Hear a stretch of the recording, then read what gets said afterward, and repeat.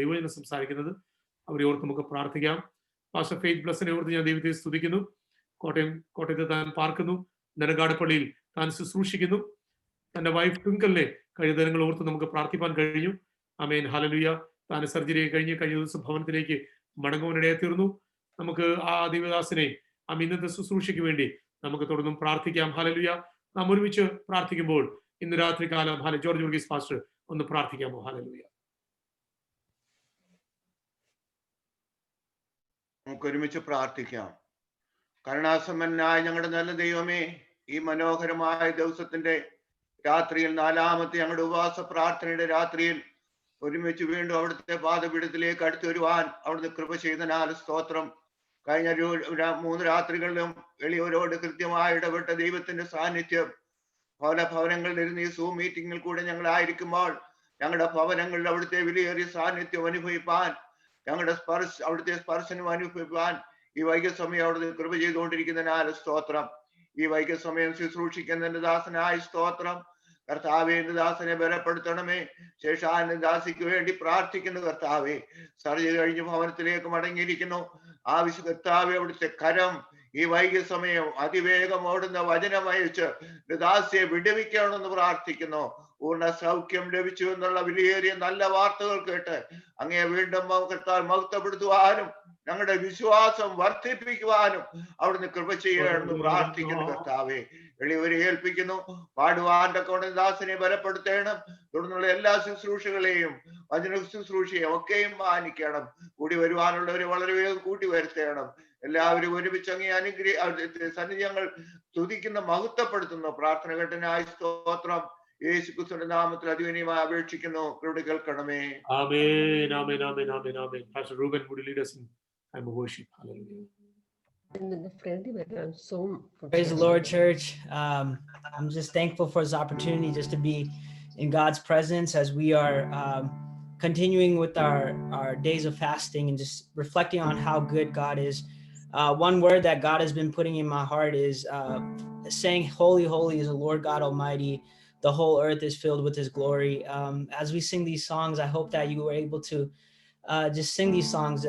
The Bible verse says that we cry holy and we are filled with thankfulness, and we're filled with this immense feeling of joy and gratefulness to the Lord. And during this season, as we're singing these songs, I pray that we would just lay our hearts down, that we lay whatever burdens, whatever hardships and heartaches that we come into the presence of the Lord, and we lay it at his feet and say that, Lord, that you are holy, you are holy. The whole earth is filled with your glory. So as we sing these songs, please join us in this time of worship.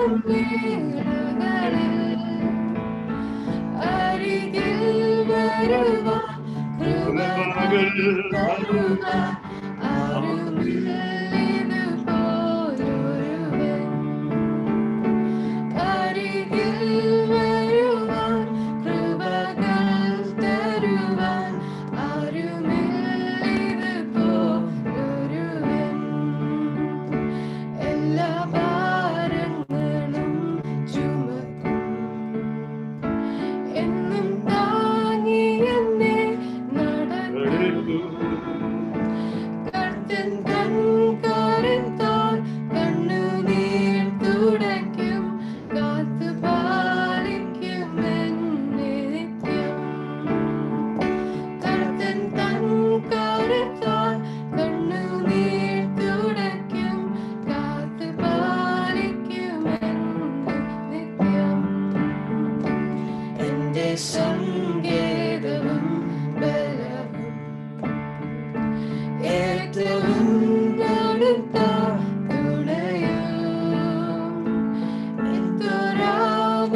രാത്രിയിലും ഏതു നേരത്തിലും എനിക്കെന്നും N ദൈവമത്രേ.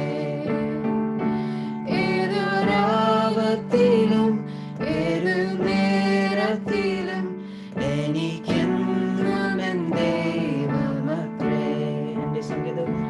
എന്റെ സങ്കേതവും ബലവും ഏറ്റവും അടുത്ത തുടയും. ഏതൊരാപത്തിലും ഏതു നേരത്തിലും എനിക്കെന്നും എൻ ദൈവമത്രേ. ഏതൊരാപത്തിലും ഏതു നേരത്തിലും എനിക്കെന്നും N ദൈവമത്രേ. And as the deer panted for the waters, so my soul running after thee. For you alone are my heart's desire, and I long to worship you. And you alone are my strength, my shield. For you alone make my spirit heal. For you alone are my heart's desire, and I long to worship you.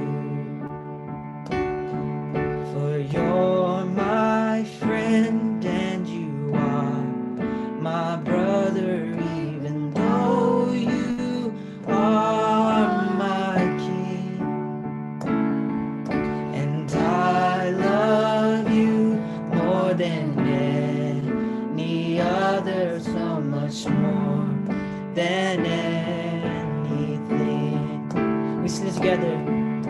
And as the deer panted for the water, so my soul running after you. For you alone are my heart's desire, and I long to worship you. For you alone, for you alone are my strength, my shield. For you alone make my spirit heal.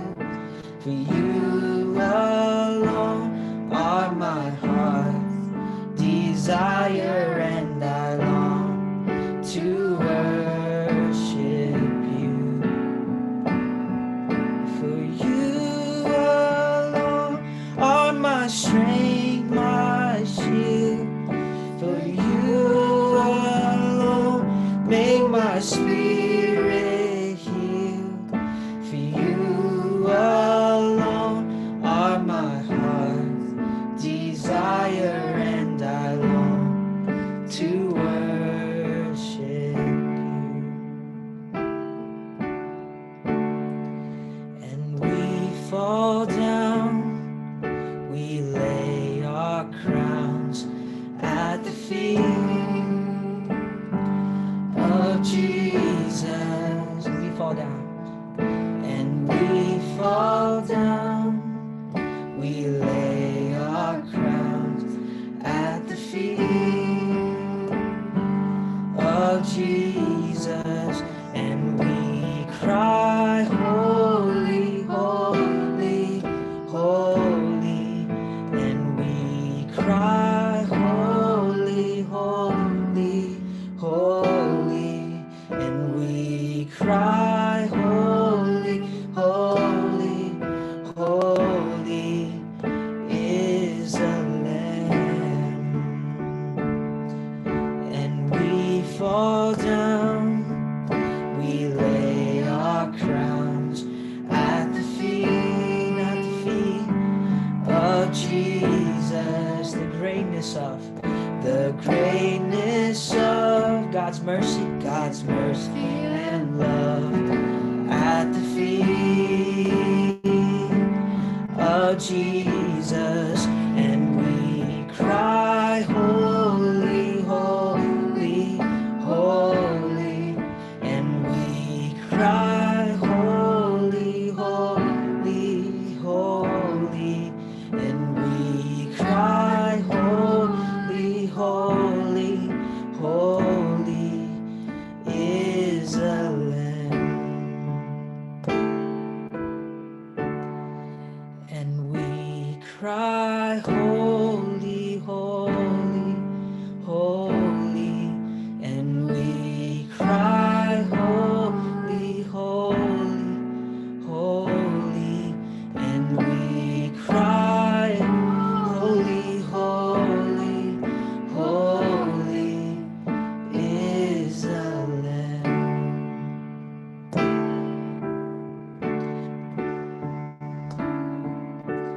Mutolamalla adiolamum pora നിന്നിൽ മുമ്പിടുവാൻ കൊതിയായിടുന്നേ N മുട്ടോളമല്ല അതിയോളമും പോരാ നിന്നിൽ മുമ്പിടുവാൻ കൊതിയായിടുന്നേ. We sing that again. എൻ മുട്ടോളമല്ല അതിയോളമും പോരാ നിന്നിൽ മുമ്പിടുവാൻ കൊതിയായിടുന്നേ. മുട്ടോളമില്ല എൻ മുട്ടോളമല്ല അതിയോളമും പോരാ നിന്നിൽ മുമ്പിടുവാൻ കൊതിയായിടുന്നേ. യേശുവേ നാഥ അങ്ങയെ ഞാൻ ആരാധിക്കുന്നു സ്തുതിക്കുന്നു.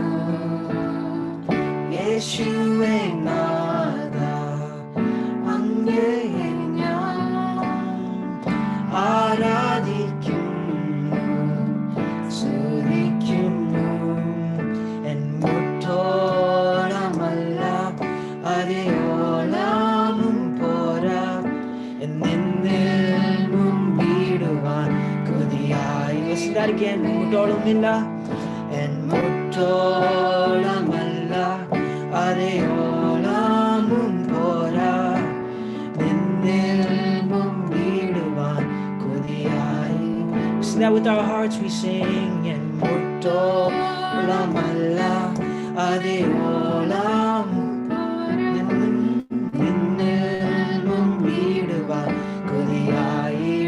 one more time we sing and mutolamalla adiyolamum pora ninnil mumbiduvan kodiyayirunne. And how great is our God, sing with me, how great is our God, and all will sing how great is our God. We sing that together with our voices. We lift it up. We sing how great. And how great is our God. Sing with me how great is our God. And all will sing how great. And how great is our God. You're the name. And you're the name above all names. You are worthy of all praise. And my heart will sing how great is our God. Sing that again one more time. And you're the name above all names. You are worthy of all praise.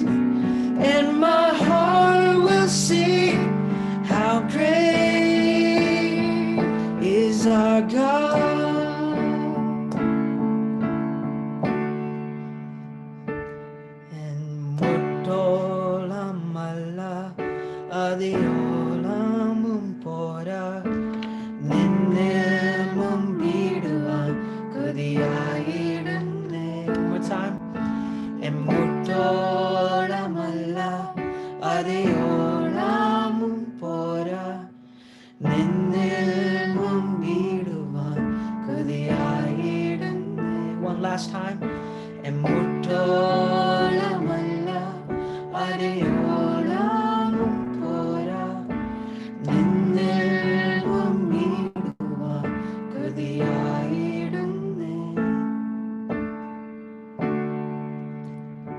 Thank you, God, for this day, Lord. Thank you for your presence, Lord. Thank you, Lord, that we get to spend this time in worship and to know that you are the Lord of Lords, you are the King of Kings, and we give you praise and honor, Jesus. I pray whatever we are going through, what other battles or struggles we are going through in our lives, Jesus, that you will reign over our lives, God, that you have all of our praise, God. You have all the honor, Jesus, because you gave us everything, and we want to worship you for who you are, God. We love you, God, for your presence in this place, Lord God.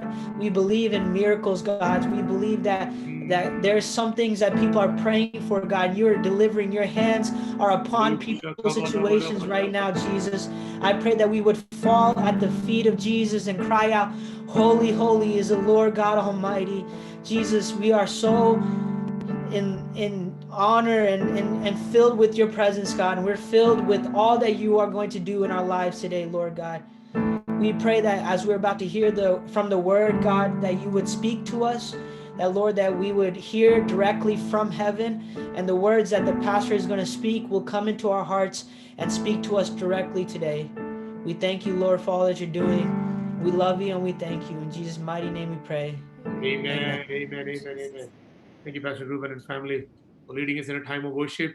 I take this time, church, once again to welcome each one of you. And for those who are joining us, maybe outside of this country, we thank you once again for your diligence that you are joining us. The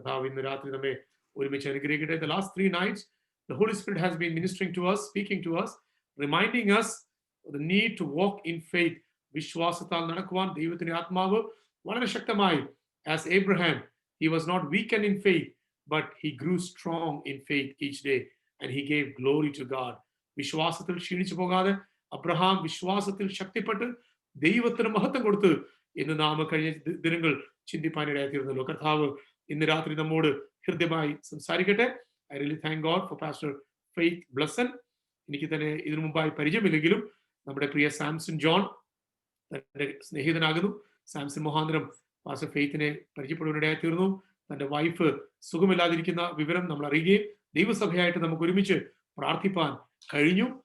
കർത്താവദാസൻ കൂടുതൽ update നമുക്ക് തരുന്നതായിരിക്കും. But let's be in an attitude of prayer.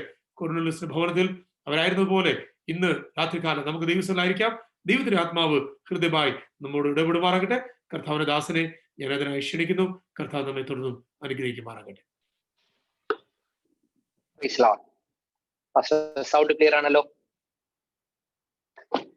അനുഗ്രഹീത സമയത്തിനായി കർത്താവിന് സ്തോത്രം ചെയ്യുന്നു. തിരുപാദപീഠത്തിൽ ഒരുമിച്ചായിരിക്കുന്ന, പ്രത്യേകിച്ച് അവിടെയുള്ള ആത്മീക പ്രവർത്തനങ്ങൾക്ക് നേതൃത്വം നൽകുന്ന ബഹുമാന്യ കർത്തദാസൻ പാസ്റ്റർ സതീഷ് അവറുകൾ, ഫാമിലി, പ്രത്യേകിച്ച് ഈ സൂം മീറ്റിംഗിലൂടെ എന്നെ ശ്രവിക്കുന്ന എല്ലാ പ്രിയപ്പെട്ടവർക്കും, ബഹുമാന്യ കർത്തദാസന്മാർ, മാതാപിതാക്കൾ, സഹോദരങ്ങൾ, എല്ലാവർക്കും യേശുക്രിസ്തുവിന്റെ നാമത്തിലുള്ള സ്നേഹ വന്ദനങ്ങൾ. നിങ്ങളുമായിട്ട് ഒരുമിച്ച് ഈ ഒരു വിർച്വൽ പ്ലാറ്റ്ഫോമിൽ ഇങ്ങനെ ഒരു മീറ്റിംഗിൽ പങ്കെടുക്കുവാൻ കർത്താവ് എനിക്കും ഒരുക്കിയ ഈ വലിയ അവസരങ്ങൾക്കായിട്ട് ഞാൻ വളരെ സന്തോഷിക്കുന്നു. കർത്താവിന് സ്തോത്രവും ബഹുമാനവും അർപ്പിക്കുന്നു. പ്രിയ കർത്തദാസൻ ഓർപ്പിച്ചതുപോലെ ഞങ്ങൾ തങ്ങൾ മുഖതാബിൽ പരിചയമോ ദീർഘ സംഭാഷണങ്ങളോ ഒന്നും ഞങ്ങൾ തമ്മിലില്ലെങ്കിലും, പ്രത്യേകിച്ച് എന്റെ ആത്മാർത്ഥ സ്നേഹിതൻ പ്രിയ കർത്തദാസൻ, പ്രിയ സാംസൺ അച്ചാൻ മുഖാന്തരം പ്രിയ ദേവദാസനെ പരിചയപ്പെടുവാൻ, ഫോണിലൂടെ സംസാരിക്കുവാൻ കർത്താവ് അവസരം നൽകി. പ്രത്യേകിച്ച് ഈ രാത്രിയിൽ, നിങ്ങൾക്ക് രാത്രി, ഞങ്ങൾക്കിത് പകലും ലഭിച്ച ഈ അനുഗ്രഹീത കൂട്ടായ്മയ്ക്കായി കർത്താവിന് സ്തോത്രം ചെയ്യുന്നു. കർത്താവ് എല്ലാവരെയും സഹായിക്കട്ടെ. പ്രത്യേകിച്ച് ഈ സൂമിൽ പങ്കെടുക്കുന്ന എല്ലാവരുടെ മേലും കർത്താവിന്റെ കൃപയും അനുഗ്രഹങ്ങളും അധികമായി ചൊരിയട്ടെ എന്ന് ആത്മാർത്ഥമായി പ്രാർത്ഥിക്കുന്നു.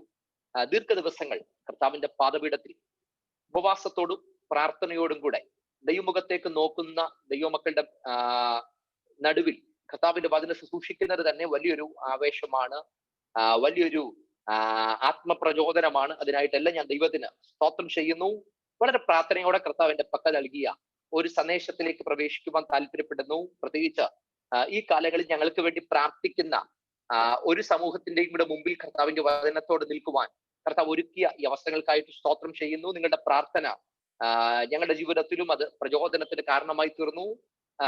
കർത്താവിന്റെ കൃപയാൽ ദൈവം ഇതുവരെയും ഞങ്ങളുടെ ജീവിതത്തിലും, ഞാൻ പിന്നീട് വചന ചിന്തയോടൊപ്പം തന്നെ ഞാൻ ആ ഭാഗം പറയുവാൻ താല്പര്യപ്പെടുകയാണ്. ഞാൻ വചന ചിന്തയിലേക്ക് ഒരുമിച്ച് പ്രവേശിക്കുന്നു. യാക്കോബിന്റെ ലേഖനം 1-ാം അധ്യായം അതിന്റെ 12-ാമത്തെ വാക്യമാണ് നമ്മുടെ ചിന്തയ്ക്കായിട്ട് ഒരുമിച്ച് വായിക്കുവാൻ താല്പര്യപ്പെടുന്നത്. യാക്കോബിന്റെ ലേഖനം 1-ാം അധ്യായം 12-ാമത്തെ വാക്യം.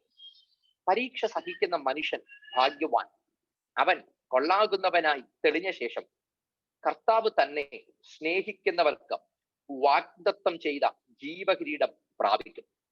ഒന്നും കൂടെ ഞാൻ ആ ഭാഗം വായിക്കുന്നു. പരീക്ഷ സഹിക്കുന്ന മനുഷ്യൻ ഭാഗ്യവാൻ, അവൻ കൊള്ളാകുന്നവനായി തെളിഞ്ഞ ശേഷം കർത്താവ് തന്നെ സ്നേഹിക്കുന്നവർക്ക് വാഗ്ദത്തം ചെയ്ത ജീവകിരീടം പ്രാപിക്കും. പ്രിയരെ, ദേവദാസൻ ആമുഖമായിട്ട് ഓർപ്പിച്ചപ്പോൾ തന്നെ എന്റെ മനസ്സിനകത്ത് വളരെ സന്തോഷം തോന്നി. കാരണം വിശ്വാസത്തിന്റെ മറ്റൊരു ഭാഗത്തെ പറ്റിയാണ് ഞാൻ ഇന്ന് രാത്രി സംസാരിക്കുന്നത്. വിശ്വാസം എന്ന ഭാഗമല്ല, പക്ഷേ വിശ്വാസത്തിന്റെ ചില പ്രതികരണങ്ങളിലേക്കാണ് നമ്മുടെ ശ്രദ്ധയെ തിരിക്കാൻ താല്പര്യപ്പെടുന്നത്. വിശ്വാസത്തിന്റെ ചില പ്രതികരണങ്ങൾ. അപ്പോസ്തലനായ പൗലോസിന്റെ ലേഖനങ്ങളിലേക്ക് നമ്മൾ ശ്രദ്ധ തിരിക്കുമ്പോൾ അതിനകത്തെ ഏറ്റവും പ്രതിപാദ്യ വിഷയം അല്ലെങ്കിൽ പ്രധാനപ്പെട്ട വിഷയങ്ങൾ പൗലോസ് ഓർപ്പിക്കുന്നത് ദൈവശാസ്ത്രപരമായ വിഷയങ്ങൾ, വിശ്വാസത്താലുള്ള നീതീകരണം, അതുപോലെ തന്നെയുള്ള ക്രിസ്ത്യ ജീവിതത്തിലെ വിശുദ്ധീകരണം, തേജസ്കരണം തുടങ്ങിയുള്ള വസ്തുതകളെ പറ്റി പൗലോസ് തന്റെ ലേഖനത്തിനകത്ത് സൂചിപ്പിക്കുമ്പോൾ, യാക്കോബിന്റെ ലേഖനത്തിലേക്ക് വരുമ്പോൾ വളരെയധികം പ്രായോഗിക ജീവിതത്തിന്, പ്രാക്ടിക്കൽ ലൈഫിന് പ്രാധാന്യം കൊടുത്തിരിക്കുന്ന ഒരു ലേഖനമാണ് യാക്കോബിന്റെ ലേഖനം. എങ്ങനെ നല്ലൊരു ക്രിസ്ത്യാനിയായി ജീവിക്കാം. അതുകൊണ്ടാണ് ഈ ലേഖനത്തിലേക്ക് തന്നെ ഒരു എഴുത്തെഴുതിയിട്ടുണ്ട്. ഒരുവൻ വിശ്വാസമുണ്ടെന്ന് പറയുകയും പ്രവൃത്തി ഇല്ലാതിരിക്കുകയും ചെയ്താൽ അവന്റെ വിശ്വാസം വ്യർത്ഥമാ, പ്രയോജനമില്ലാത്തതാ, നിഷ്ഫലമാ. അപ്പോൾ പ്രവൃത്തിയുള്ള വിശ്വാസം എന്നതാണ് യാക്കോബിന്റെ ലേഖനത്തിനകത്ത് പ്രധാന പ്രതിപാദ്യ വിഷയം എന്നുള്ളത്. നമ്മൾ ഈ വായിച്ച ഭാഗം 1 മുതൽ 12 വരെയുള്ള വാക്യത്തിലേക്ക് വരുമ്പോൾ പ്രധാനമായും 4 കാര്യങ്ങളും അതിന് മുൻപിലുള്ള അനിവാര്യമായ ഒരു ഘടകത്തെ പറ്റിയാണ് യാക്കോബ് ഓർപ്പിക്കുന്നത്. 4 പ്രധാന കാര്യങ്ങൾ. ഒന്നാമത്തെ കാര്യം ക്രിസ്തീയ ജീവിതം. 2, ക്രിസ്തീയ ജീവിതത്തിൽ എന്തൊക്കെ സംഭവിക്കാം. 3, ഇതിന്റെയൊക്കെ നടുവിൽ ദൈവം നമ്മെ പറ്റി ആഗ്രഹിക്കുന്നത് എന്താ. അപ്പം ഒന്നാമത്തെ കാര്യം ക്രിസ്തീയ ജീവിതം. 2, ക്രിസ്തീയ ജീവിതത്തിൽ എന്തൊക്കെ സംഭവിക്കാം. 3, ഇതൊക്കെ സംഭവിക്കുമ്പോൾ നമ്മുടെ പ്രതികരണം എന്താണ്. 4, ഇതിന്റെയൊക്കെ നടുവിൽ ദൈവം നമ്മെ പറ്റി ആഗ്രഹിക്കുന്നത് എന്താണ്. ആദ്യ ഭാഗം ഞാൻ 1-2 വാക്കുകളിൽ തീർക്കാൻ താല്പര്യപ്പെടുന്നു. ക്രിസ്തീയ ജീവിതം. 100 കണക്കിന് വ്യാഖ്യാനങ്ങൾ ഇപ്പോഴേ നമ്മുടെ മനസ്സിലേക്ക് വന്നു കാണും. ക്രിസ്തീയ ജീവിതം എന്താണ്? ക്രിസ്തീയ ജീവിതം എന്താണ്? ഇതൊരു യാത്രയാണെന്നാണ് ഞാൻ നിർവചിക്കാൻ താല്പര്യപ്പെടുന്നത്. ഇതൊരു യാത്രയാണ്, പ്രതീക്ഷയുള്ളൊരു യാത്ര, പ്രത്യാശയുള്ളൊരു യാത്ര, ശുഭകരമായ അവസാനമുള്ളൊരു യാത്ര. ഒരുപക്ഷെ ഈ വഴിത്താരകളിൽ ഒത്തിരി ഞെരുക്കമാണെങ്കിലും, ഈ വഴിത്താരകളിൽ ഒത്തിരി പ്രതിസന്ധി ഉണ്ടെങ്കിലും അവസാനം ശുഭകരമായ, ശോഭനമായ, മഹത്തകരമായ, ഉന്നതമായ, പരിവർത്തിതമായ ഒരവസാനമുള്ള യാത്രയാണ് ക്രിസ്ത്യ ജീവിതം എന്നുള്ളത്. ഇടുക്കുവഴികളിലൂടെയുള്ള യാത്ര, പ്രതിസന്ധികളുള്ള യാത്ര. അപ്പോൾ ഇങ്ങനെ ഒരു യാത്രയാണ് ക്രിസ്ത്യ ജീവിതം. എന്നാൽ നമ്മുടെ ഉറപ്പ് എന്ന് പറയുന്ന ഒരു പാട്ടുകാരൻ പാടിയതുപോലെ, മോക്ഷയാത്രയാണിതേ ഞാൻ നടപ്പതേ, കാഴ്ചയാലയല്ല വിശ്വാസത്താലയാൽ, വീഴ്ചകൾ താഴ്ചകൾ വന്നിടും വേളയിൽ രക്ഷകൻ കൈകളിൽ താങ്ങിടും. സത്യത്തിൽ ഏത് കാലഘട്ടത്തിലും ഒരു ഭക്തന്റെ അകത്ത് ചലനമുണ്ടാക്കുന്നത് ഈ ഒറ്റ കാര്യമാണ്. എന്റെ യാത്ര പ്രതിസന്ധിയുടെ യാത്രയാ, പക്ഷെ എനിക്ക് അഷ്യൂർ ആയിട്ടിരിക്കുന്ന ഒന്നുണ്ട്, അവിടുത്തെ സാന്നിധ്യം, ഹിസ് പ്രസൻസ്, അവിടുത്തെ ഉറപ്പാണ് ഈ യാത്രയിൽ എൻ്റെ ഏറ്റവും വലിയ ധൈര്യം എന്നുള്ളത്.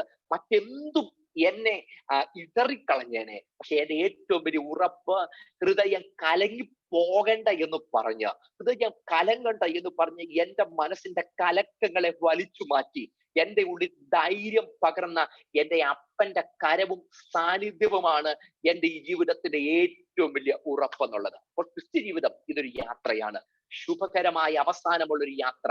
അതത്രേ ക്രിസ്ത്യ ജീവിതം. രണ്ടാം ഭാഗമാണ് നിങ്ങളുടെ മനസ്സിലേക്ക് ഒന്ന് കൊണ്ടുവരുവാൻ ഞാൻ താല്പര്യപ്പെടുന്നത്. ഈ ക്രിസ്തീയ ജീവിതത്തിൽ എന്തൊക്കെ സംഭവിക്കാം, എന്തൊക്കെ വരാം? അവിടെ കാണുന്ന ഒരു 2 പദപ്രയോഗങ്ങളാണ് നമ്മൾ ഒരുമിച്ച് ചിന്തിക്കുന്നത്. ഒന്നാമതായിട്ട്, എന്റെ സഹോദരന്മാരെ, നിങ്ങൾ വിവിധ പരീക്ഷകളിൽ, വിവിധ എന്ന പദം. 2, അകപ്പെടുക. ഈ 2 പദങ്ങളുടെ ഇടയിൽ ഒരു പദമുണ്ട്, പരീക്ഷ. എന്ന് പറഞ്ഞാൽ, ഞാൻ പറഞ്ഞല്ലോ, ക്രിസ്ത്യ ജീവിതത്തിനകത്ത് എന്തൊക്കെ വരാം, എന്തും വരാം. അതിന്റെ 2 വകഭേദങ്ങളാണ്. ഒന്ന്, വിവിധമായത് ജീവിതത്തിൽ വരാം. വേരിയസ്. ആ ഒരു പദം വേരിയസ് ഒരു പദമാണ് ഇംഗ്ലീഷിനകത്ത് കാണുന്നത്. എന്നാൽ ഇതിന്റെ മൂലഭാഷയായ ഗ്രീക്കിലേക്ക് വരുമ്പോൾ പോയ്ക്കിലോസ് എന്നൊരു പദമാണ് കാണുന്നത്. അതിനർത്ഥം വ്യത്യസ്തമായ, വിവിധമായ, സങ്കീർണമായ, ദുർഘടമായ, ആദ്യായ അർത്ഥങ്ങളാണ് ആ വേരിയസ് എന്ന പദത്തിൽ ഉപയോഗിച്ചിരിക്കുന്നത്, അല്ലെങ്കിൽ പോയ്ക്കിലോസ് എന്ന പദത്തിൽ ഉപയോഗിച്ചിരിക്കുന്നത്. അപ്പം ഒരു കാര്യം ഉറപ്പാ, ക്രിസ്തീയ ജീവിതത്തിൽ പ്രതീക്ഷിക്കുന്നതല്ല, പ്രതീക്ഷിക്കാത്തത് പലതും വരും. നമ്മുടെ യാത്രയിൽ, നമ്മുടെ നിത്യതയെ പ്രതീക്ഷിച്ചുള്ള യാത്രയിൽ, അവസാനമുള്ള യാത്രയിൽ, ശോഭനമായ പര്യവസാനമുള്ള ഈ യാത്രയിൽ പ്രതീക്ഷിക്കുന്നത് മാത്രമല്ല, പ്രതീക്ഷിക്കാത്തത് പലതും സംഭവിക്കും. കരുതിയതിനനുസരിച്ച് മാത്രമല്ല, കരുതാത്തത് പലതും ജീവിതത്തിൽ വരും. ഒരുങ്ങിയതിനനുസരിച്ചല്ല, ഒരുങ്ങാത്ത പലതും ജീവിതത്തിൽ വരും. എന്ന് പറഞ്ഞാൽ, ഒട്ടും നിനക്കാത്ത നാഴികയിൽ നിനക്കാത്ത പലതും നമ്മുടെ ജീവിതത്തിൽ വരാൻ സാധ്യതയുണ്ട്. പുതിയ നിയമത്തിനകത്ത് 10 ഇടത്ത് ഈ പൊയ്ക്കിലോസ് എന്ന പദത്തെ പറ്റി കാണുന്നുണ്ട്. 10 വ്യത്യസ്ത രീതിയിൽ രോഗത്തോടുള്ള ബന്ധത്തിൽ പറഞ്ഞിട്ടുണ്ട്, ദൈവകൃപയോടുള്ള ബന്ധത്തിൽ പറഞ്ഞിട്ടുണ്ട്, മോഹത്തോടുള്ള ബന്ധത്തിൽ പറഞ്ഞിട്ടുണ്ട്. എന്ന് പറഞ്ഞാൽ, ദൈവകൃപയും ഈ രോഗത്തിന്റെ അവസ്ഥയും ഇതൊന്നും പ്രതീക്ഷിച്ചു വരുന്നതല്ല, പ്രതീക്ഷിക്കാതെ വരുന്നതാ. ഇവിടെ യാക്കോബ് പറയാൻ, ചില പരീക്ഷയും അങ്ങനെ പ്രതീക്ഷിക്കാതെ വരുന്ന പരീക്ഷകൾ. അടുത്തത് മറ്റൊരു പദമുണ്ടല്ലോ അവിടെ കാണുക, അകപ്പെട്ടു. ഈ അകപ്പെട്ടു എന്ന പദം നമുക്ക് മനസ്സിലാകണമെന്നുണ്ടേ, കർത്താവ് പറഞ്ഞു മറ്റൊരു ഉപമയുണ്ട്. അതിനകത്ത് കാണുന്ന ഒരു മനുഷ്യൻ യെരൂശലേമിൽ നിന്ന് യെരിഹോവിലേക്ക് പോവുകയാണ്. അവൻ കള്ളന്മാരുടെ കയ്യിൽ അകപ്പെട്ടു. നിങ്ങൾ ഈ പദത്തെ ഒന്ന് നോക്കിക്കേ. ഈ അകപ്പെട്ടു എന്ന പദം മനസ്സിലാകണമെന്നുണ്ട്, ഈ ഒരു ഒറ്റ ഉപമ മനസ്സിലായാൽ മതി. ഈ ഉപമയ്ക്കകത്ത് ഈ ഒരു മനുഷ്യൻ ഒരു യാത്രയിലാ. എങ്ങോട്ടാ പോന്നെ? യെരൂശലേമിൽ നിന്ന് യെരിഹോവിലേക്ക് പോവുക. എന്തിനാ പോന്നെ? ടെക്സ്റ്റ് നമ്മളോട് പറയുന്നില്ല. പക്ഷെ ഒരു കാര്യം ഉറപ്പാ, എന്തോ വില കൂടിയത് ഈ മനുഷ്യന്റെ പക്കലുണ്ട്. എന്തോ ഗൗരവപരമായ കാര്യത്തിനാ പോകുന്നത്. കാരണം വില കൂടിയത് കയ്യിലില്ലെങ്കിൽ കള്ളന്മാർ ആക്രമിക്കത്തില്ല, പിടിച്ചു പറിക്കത്തില്ല. അപ്പൊ വില കൂടിയത് എന്തോ ഈ മനുഷ്യന്റെ കയ്യിലുണ്ട്. അപ്പൊ വില കൂടിയതുമായിട്ടുള്ള യാത്ര, ഒത്തിരി പ്രതീക്ഷയുമായിട്ടുള്ള യാത്ര, ഒത്തിരി സ്വപ്നങ്ങൾ മനസ്സിനകത്തുള്ള യാത്ര, യെരിഹോവിൽ ചെന്ന് എനിക്ക് ഇന്ന കാര്യങ്ങൾ ചെയ്യണമെന്നൊക്കെ മനസ്സിനകത്ത് ചിന്തകൾ നിറഞ്ഞിരുന്ന യാത്ര, ഒത്തിരി അധികം പദ്ധതികൾ മനസ്സിനകത്ത് ഒരുമിച്ച് കൂട്ടിയ യാത്ര, ഒത്തിരി കാര്യങ്ങൾ എഴുതി വെച്ച് മനസ്സിനകത്ത് പ്ലാൻ ഇട്ടുകൊണ്ടുള്ള യാത്ര. പക്ഷെ എല്ലാം തകിടം മറിയാൻ ഒറ്റ മിനിറ്റ് മതിയായിരുന്നു. ഇതിന് പറയുന്ന പേരാ അകപ്പെടുക. ഇത് പറഞ്ഞ ഒത്തിരി സ്വപ്നങ്ങളുടെ മേൽ കരിനിൽ വീഴ്ത്താൻ 1 മിനിറ്റ് മതിയായിരുന്നു. ഒരിക്കലും താൻ പ്രതീക്ഷിച്ചില്ല വഴിയിൽ കള്ളന്മാരുണ്ടെന്ന്, ഒരിക്കലും താൻ പ്രതീക്ഷിച്ചില്ല താൻ ആക്രമിക്കപ്പെടുമെന്ന്. തന്റെ മനസ്സിൽ മുഴുവൻ യെരിഹോവും സ്വപ്നങ്ങളുമാണ്. പക്ഷെ ആക്രമിക്കപ്പെടാൻ 1 നിമിഷം മതിയായിരുന്നു. 1 നിമിഷം. പ്രിയരെ, നമ്മുടെയൊക്കെ പച്ചയായ ജീവിതത്തിൽ ഇതൊക്കെയല്ലേ കഴിഞ്ഞ മാസങ്ങളും വർഷവും നമ്മുടെ മുമ്പിൽ ഒരുക്കി തന്നത്? എത്രയെത്ര സ്വപ്നങ്ങളും എത്രയെത്ര പ്ലാനുകളും എത്രയെത്ര കാര്യങ്ങൾ നമ്മൾ എഴുതിക്കൂട്ടി നിൽക്കുമ്പോൾ ഒറ്റ നിമിഷം കൊണ്ട് അകപ്പെട്ടു പോയതല്ലേ പലതിനകത്തും? 1 നിമിഷം കൊണ്ട് അകപ്പെട്ട് കിടന്നതല്ലേ പലതിനകത്തും? പ്രതീക്ഷിച്ച പല വഴികളും നമ്മുടെ മുമ്പിൽ വെറും നിർജീവമായി കിടന്നും, സാധ്യതകൾ നമ്മുടെ മുമ്പിൽ കിടന്ന് എന്തിന് നമ്മുടെ ആരോഗ്യം പോലും ക്ഷയിക്കത്തക്ക നിലവാരങ്ങളിൽ 100 കണക്കിന് രോഗാതുരിതമായ അവസ്ഥയിലൂടെ കടന്നുപോയി നിശ്ചലമായി നിന്ന ചില മണിക്കൂറും മാസങ്ങളും അല്ലേ നമ്മുടെ മുമ്പിൽ കടന്നു പോകുന്നത്? ക്രിസ്തീയ ജീവിതത്തിനകത്ത് അകപ്പെട്ടു പോകാൻ സാധ്യതയുണ്ട്. ലോകം മുഴുവൻ അകപ്പെട്ടതിനകത്ത് ഞാനും നിങ്ങളും അകപ്പെട്ടു. അതിന്റെ ശാരീരികവും മാനസികവും ആത്മീയവും ഭൗതികവുമായിട്ടുള്ള സകല മേഖലകളിലും അതിന്റെ ഞെരുക്കങ്ങൾ നമ്മളിൽ കടന്നുപോയി. അപ്പൊ ചിലതിനകത്ത് അകപ്പെടാൻ സാധ്യതയുണ്ട്. ഒട്ടും പ്രതീക്ഷിക്കാത്ത നാഴികയിലും വിനാഴികയിലും ചിലതിനകത്തേക്ക് അകപ്പെട്ടു പോകും. ഇവിടെയും യാക്കോബ് അത് തന്നെയാ പറയുന്നത്. പ്രിയരെ, പലതിനകത്തും വിവിധമായതിനകത്ത് നിങ്ങൾ അകപ്പെട്ടു പോകാൻ സാധ്യതയുണ്ട്. പലപ്പോഴും ഇന്നത്തെ ദൈവശാസ്ത്രം നമ്മെ നോക്കി പല്ലിളിച്ചുകൊണ്ട് പറയുന്ന ഒരു ഭാഗമുണ്ട്. ഇന്ന് ഈ കർത്താവിനെ അറിഞ്ഞ പിന്നെ ഒന്നിനകത്തും അകപ്പെടത്തില്ല. കർത്താവിനെ അറിഞ്ഞ പിന്നെ നിങ്ങൾക്ക് വച്ചടി വെച്ചടി കയറ്റമേ ഉള്ളൂ. നിങ്ങളുടെ ജീവിതത്തിൽ രോഗമില്ല, പ്രതിസന്ധിയില്ല, അഭിവൃദ്ധി മാത്രമേ ജീവിതത്തിലുള്ളൂ. പക്ഷെ തിരുവെടുത്ത് പഠിപ്പിക്കുന്ന ദൈവശാസ്ത്രത്തിനകത്ത് ഈ ജീവിതത്തിനകത്തും പ്രതീക്ഷിക്കാത്ത പ്രതിസന്ധി ഉണ്ട് കേട്ടോ. ഈ ജീവിതത്തിനകത്തും പ്രതീക്ഷിക്കാത്ത ബുദ്ധിമുട്ടുകളുണ്ട്. പ്രതീക്ഷിക്കാത്ത പല അവസ്ഥകളിലൂടെയും നമ്മൾ കടന്നു പോകേണ്ടി വരും. പക്ഷെ ഒരു ഭക്തന്റെ അകത്ത് തുടിക്കുന്ന ഒരു പ്രത്യാശയുണ്ട്. ഈ ഭൂമിയിൽ ഞാൻ എന്തിലൊക്കെ കൂടെ കടന്നു പോയാലും പ്രതീക്ഷിക്കാത്തത് എന്റെ ശാരീരികവും മാനസികവും ഭൗതികവുമായി പാഞ്ഞെടുത്തു വന്നാലും അതിന്റെ നടുവിലും ഞാൻ ധൈര്യത്തോടെ നിന്നിട്ട് പറയും, ഇതിന്റെ നടുവിലും എന്റെ കർത്താവ് വാഴുന്നു. ആദ്യമായിട്ട് ആത്മീക ശുശ്രൂഷകൾക്ക് നേതൃത്വം നൽകിയ പ്രിയ സഹോദരൻ പറഞ്ഞൊരു കാര്യമുണ്ട്. എന്റെ കർത്താവ് റെയിൻ ചെയ്യുന്നു, അവൻ വാഴുന്നു, അവൻ രാജ്യത്വത്തിൽ അധികാരത്തിന്റെ സിംഹാസനത്തിൽ എന്റെ സകല വിഷയത്തിനും മുകളിലുണ്ടെങ്കിൽ ഈ ഭൂമി എന്റെ മുമ്പിൽ തിരിഞ്ഞു മറിയട്ടെ, സാഹചര്യം എന്റെ മുമ്പിൽ ഒരു തിരമാല പോലെ ഉയർന്നു വരട്ടെ. അതിന്റെ നടുവിലും ഒരു ഭക്തൻ വളരെ ശാന്തനായിട്ട് നിന്നിട്ട് പറയും, എന്റെ കർത്താവ് വാഴുന്നു, എന്റെ കർത്താവ് വാഴുന്നു. പ്രിയരെ, ഇത് ഒരു ഭക്തന്റെ അകത്തുള്ള ഉറപ്പെന്ന് പറയുന്നത്. വിവിധമായതും വ്യത്യസ്തമായതും നമ്മുടെ ജീവിതത്തിൽ പലതും വരാൻ സാധ്യതയുണ്ട്. പക്ഷെ അതിന്റെ നടുവിലും നമ്മുടെ ഉറപ്പെന്ന് പറയുന്നത് നമ്മുടെ കർത്താവ് വാഴുന്നു എന്നുള്ളത്. രണ്ടാമത്തെ ഭാഗം മറക്കണ്ട. ക്രിസ്ത്യ ജീവിതത്തിൽ വ്യത്യസ്തമായതും വിവിധമായതും വരും, സങ്കീർണമായതും ദുർഘടമായതും വരും, അംഗീകരിക്കാൻ കഴിയുന്നതും കഴിയാത്തതും വരും. ഒരുപക്ഷെ മനസ്സിനകത്ത് ഡൈജസ്റ്റ് ആകുന്നതും ഡൈജസ്റ്റ് ആകാത്തതും വരും. നമ്മുടെ മനസ്സിനെ മുറിപ്പെടുത്തുന്നത് വരും, സ്വപ്നത്തെ തകിടം മറിക്കുന്നത് വരും. എന്റെ വഴിയിൽ ഒരു മുള്ളുകൾ ഞാൻ താണ്ടിക്കടക്കേണ്ടി വരും. എന്റെ മനസ്സിനെ മുറിപ്പെടുത്തുന്നത് ഞാൻ നേരിടേണ്ടി വരും. ചിലപ്പോഴൊക്കെ നമ്മുടെ ഇടനെഞ്ചൊന്ന് പിടയ്ക്കും. എന്തുകൊണ്ട് ദൈവമേ ഇതൊക്കെ അനുവദിക്കപ്പെട്ടു? എന്തുകൊണ്ട് ദൈവമേ ഇതൊക്കെ എന്റെ ജീവിതത്തിൽ വരുന്നു? എന്തുകൊണ്ട് ഇതിലൂടെ ഞാൻ താണ്ടിക്കടക്കേണ്ടി വരുന്നു? ഒട്ടും അംഗീകരിക്കാൻ പറ്റുന്നില്ലല്ലോ. ഒരു പക്ഷേ നമ്മുടെ മനസ്സിനകത്ത് ആസാഫിനെ പോലുള്ള ചോദ്യങ്ങളാണ് പിന്നെ വരുന്നത്. ഈ കഴിഞ്ഞ ദിവസം ഞാനിത് ഒരു വ്യക്തിയുമായിട്ട് അദ്ദേഹത്തോട് സംസാരിച്ചപ്പോൾ ആ വ്യക്തി എന്നോട് പറഞ്ഞൊരു ഭാഗമുണ്ട്. എന്തുകൊണ്ട് ദൈവം എനിക്ക് മാത്രം ഇതൊക്കെ അനുവദിക്കുന്നു? എന്തുകൊണ്ട് ഇത് എന്റെ ജീവിതത്തിൽ വരുന്നു? എന്തുകൊണ്ട് ഇത് എന്റെ കുടുംബത്തിൽ വരുന്നു? ദൈവത്തിന് എന്താ എന്നെ മനസ്സിലാക്കാൻ പറ്റും? താൻ ഒരു ചോദ്യം കൂടെ ചോദിച്ചു. ഒരു മനുഷ്യനായിരുന്നെങ്കിൽ മനസ്സിലാക്കും, എന്തുകൊണ്ട് ദൈവത്തിന് മനസ്സിലാക്കാൻ പറ്റുന്നില്ല? ചിലപ്പോഴൊക്കെ ജീവിതത്തിൽ ഈ വേദനയുടെ കാഠിന്യം വരുമ്പം ദൈവത്തോട് തന്നെ ചോദ്യം ചോദിക്കുന്ന മനോനിലയിലേക്ക് മനുഷ്യൻ വരും. പക്ഷെ അതിന്റെ നടുവിലാണ് ഒരു ഭക്തന്റെ പ്രതികരണം സംഭവിക്കുന്നത്. ഒരു ഭക്തന്റെ പ്രതികരണം സംഭവിക്കുന്നത്. യോബിനെ നോക്ക്. യോബിന്റെ ജീവിതത്തിൽ പ്രതീക്ഷിക്കാതല്ല മുഴുവൻ വന്നത്, ഭക്തനായിട്ട് തന്നെ വന്നത്. തന്റെ ജീവിതം കർത്താവിനോടുള്ള ആഴമായ ഭക്തിയിൽ അധിഷ്ഠിതമായിരുന്നു. പക്ഷെ ആ മനുഷ്യന്റെ ജീവിതത്തിൽ ദൈവം ഒരു പരീക്ഷയ്ക്കായിട്ട് അവനെ അനുവദിച്ചു കൊടുത്തു. ഒരു പരീക്ഷയ്ക്കൊക്കെ അനുവദിച്ചു കൊടുത്തു. പക്ഷെ അവിടെ എനിക്ക് ഒരു ഉറപ്പുണ്ട്. അനുവദിച്ചു കൊടുത്തതിന്റെ പിൻപിൽ സ്വർഗത്തിലെ പിതാവിന്റെ അനുവാദമുണ്ടായിരുന്നു. അനുവദിച്ചു കൊടുത്തതിന് മുൻപിൽ സ്വർഗത്തിലെ പിതാവിന്റെ അനുവാദമുണ്ടായിരുന്നെങ്കിൽ ആ കഷ്ടതയിൽ ആത്യന്തികമായ വിജയം ഭക്തിയോടെ നിൽക്കുന്ന ഒരു ദൈവ പൈതലിനാണെങ്കിൽ പ്രിയരെ ധൈര്യപ്പെട്ടുകൊണ്ടെന്ന് പറയണം. യോബിന്റെ ജീവിതത്തിൽ ദൈവം അനുവദിച്ചു കൊടുത്തു. എന്തൊക്കെയാ? എല്ലാം പോയി. ഒരു നിമിഷം കൊണ്ട് സ്വത്ത് മുഴുവൻ പോയി. അടുത്തത് എല്ലാം മനുഷ്യന്റെ മനസ്സിനെ നോവിക്കുന്നതാ. 10 മക്കളുടെ മരണം ഒരു ദിവസം കണ്ടു. 10 മക്കളുടെ മരണം ഒറ്റ ദിവസം കണ്ടു. ചങ്കുമുറിയും. പക്ഷെ യോബ് പറഞ്ഞത് ദൈവം തന്നു, ദൈവം എടുത്തു, അവന്റെ നാമം വാഴ്ത്തപ്പെടുമാറാകട്ടെ. അടുത്ത ഭാഗം തന്റെ സ്നേഹിതന്മാർ, തന്റെ ആരോഗ്യം മുഴുവൻ നഷ്ടപ്പെട്ടു. ഇന്നലെ വരെ ചങ്ക് സ്നേഹിതന്മാരെന്ന് പറയുന്ന ആൾക്കാരുണ്ടായിരുന്നു. ഇന്ന് അവരൊക്കെ വന്ന് പറഞ്ഞു, നീതിമാൻ എവിടെ മുടിഞ്ഞു പോയിട്ടുള്ളൂ, സ്നേഹിതന്മാർ മാറിപ്പോയി. ഏറ്റവും അവസാനം തന്റെ ഭാര്യ വന്നിട്ട് പറയുകയാണ്, നിങ്ങൾ ഇങ്ങനെ ഭക്തി മുറുകെ പിടിച്ചോണ്ടിരിക്കാതെ ഭക്തി ത്യജിച്ച് മരിച്ചു കളയാൻ. ഏത് മനുഷ്യനും മനസ്സിനകത്തൊന്ന് കുലുങ്ങും. പക്ഷെ ഒരു ഭക്തൻ രൂപപ്പെട്ടു വരുന്നത് ചില പരിശോധനയുടെ നടുവിലാണ്. ഒരു ഭക്തന്റെ പ്രതികരണങ്ങൾ രൂപപ്പെട്ടു വരുന്നത് പരിശോധനയുടെ തീച്ചുളയുടെ നടുവിലാണ്. യോബ് മനുഷ്യനാ. തന്റെ ജീവിതത്തിനകത്ത് ചിലത് താൻ പറഞ്ഞു. തന്റെ ജന്മദിവസത്തെ ശപിച്ചെന്ന് കാണുന്നു. ഞാൻ ജനിക്കാതിരുന്നെങ്കിൽ എന്ന് പറഞ്ഞത് കാണുന്നു. പക്ഷെ ദൈവത്തിൽ അടിയുറച്ച വിശ്വാസമുള്ള ഒരു ഭക്തനാണ്. അവൻ മനുഷ്യനായോ? മാനുഷികമായ ചില ചോദ്യങ്ങൾ മനസ്സിനകത്ത് വരും. യോബ് പ്രദാനം ചെയ്യുന്നത് നമ്മളെപ്പോലുള്ള പച്ച മനുഷ്യരെയാ.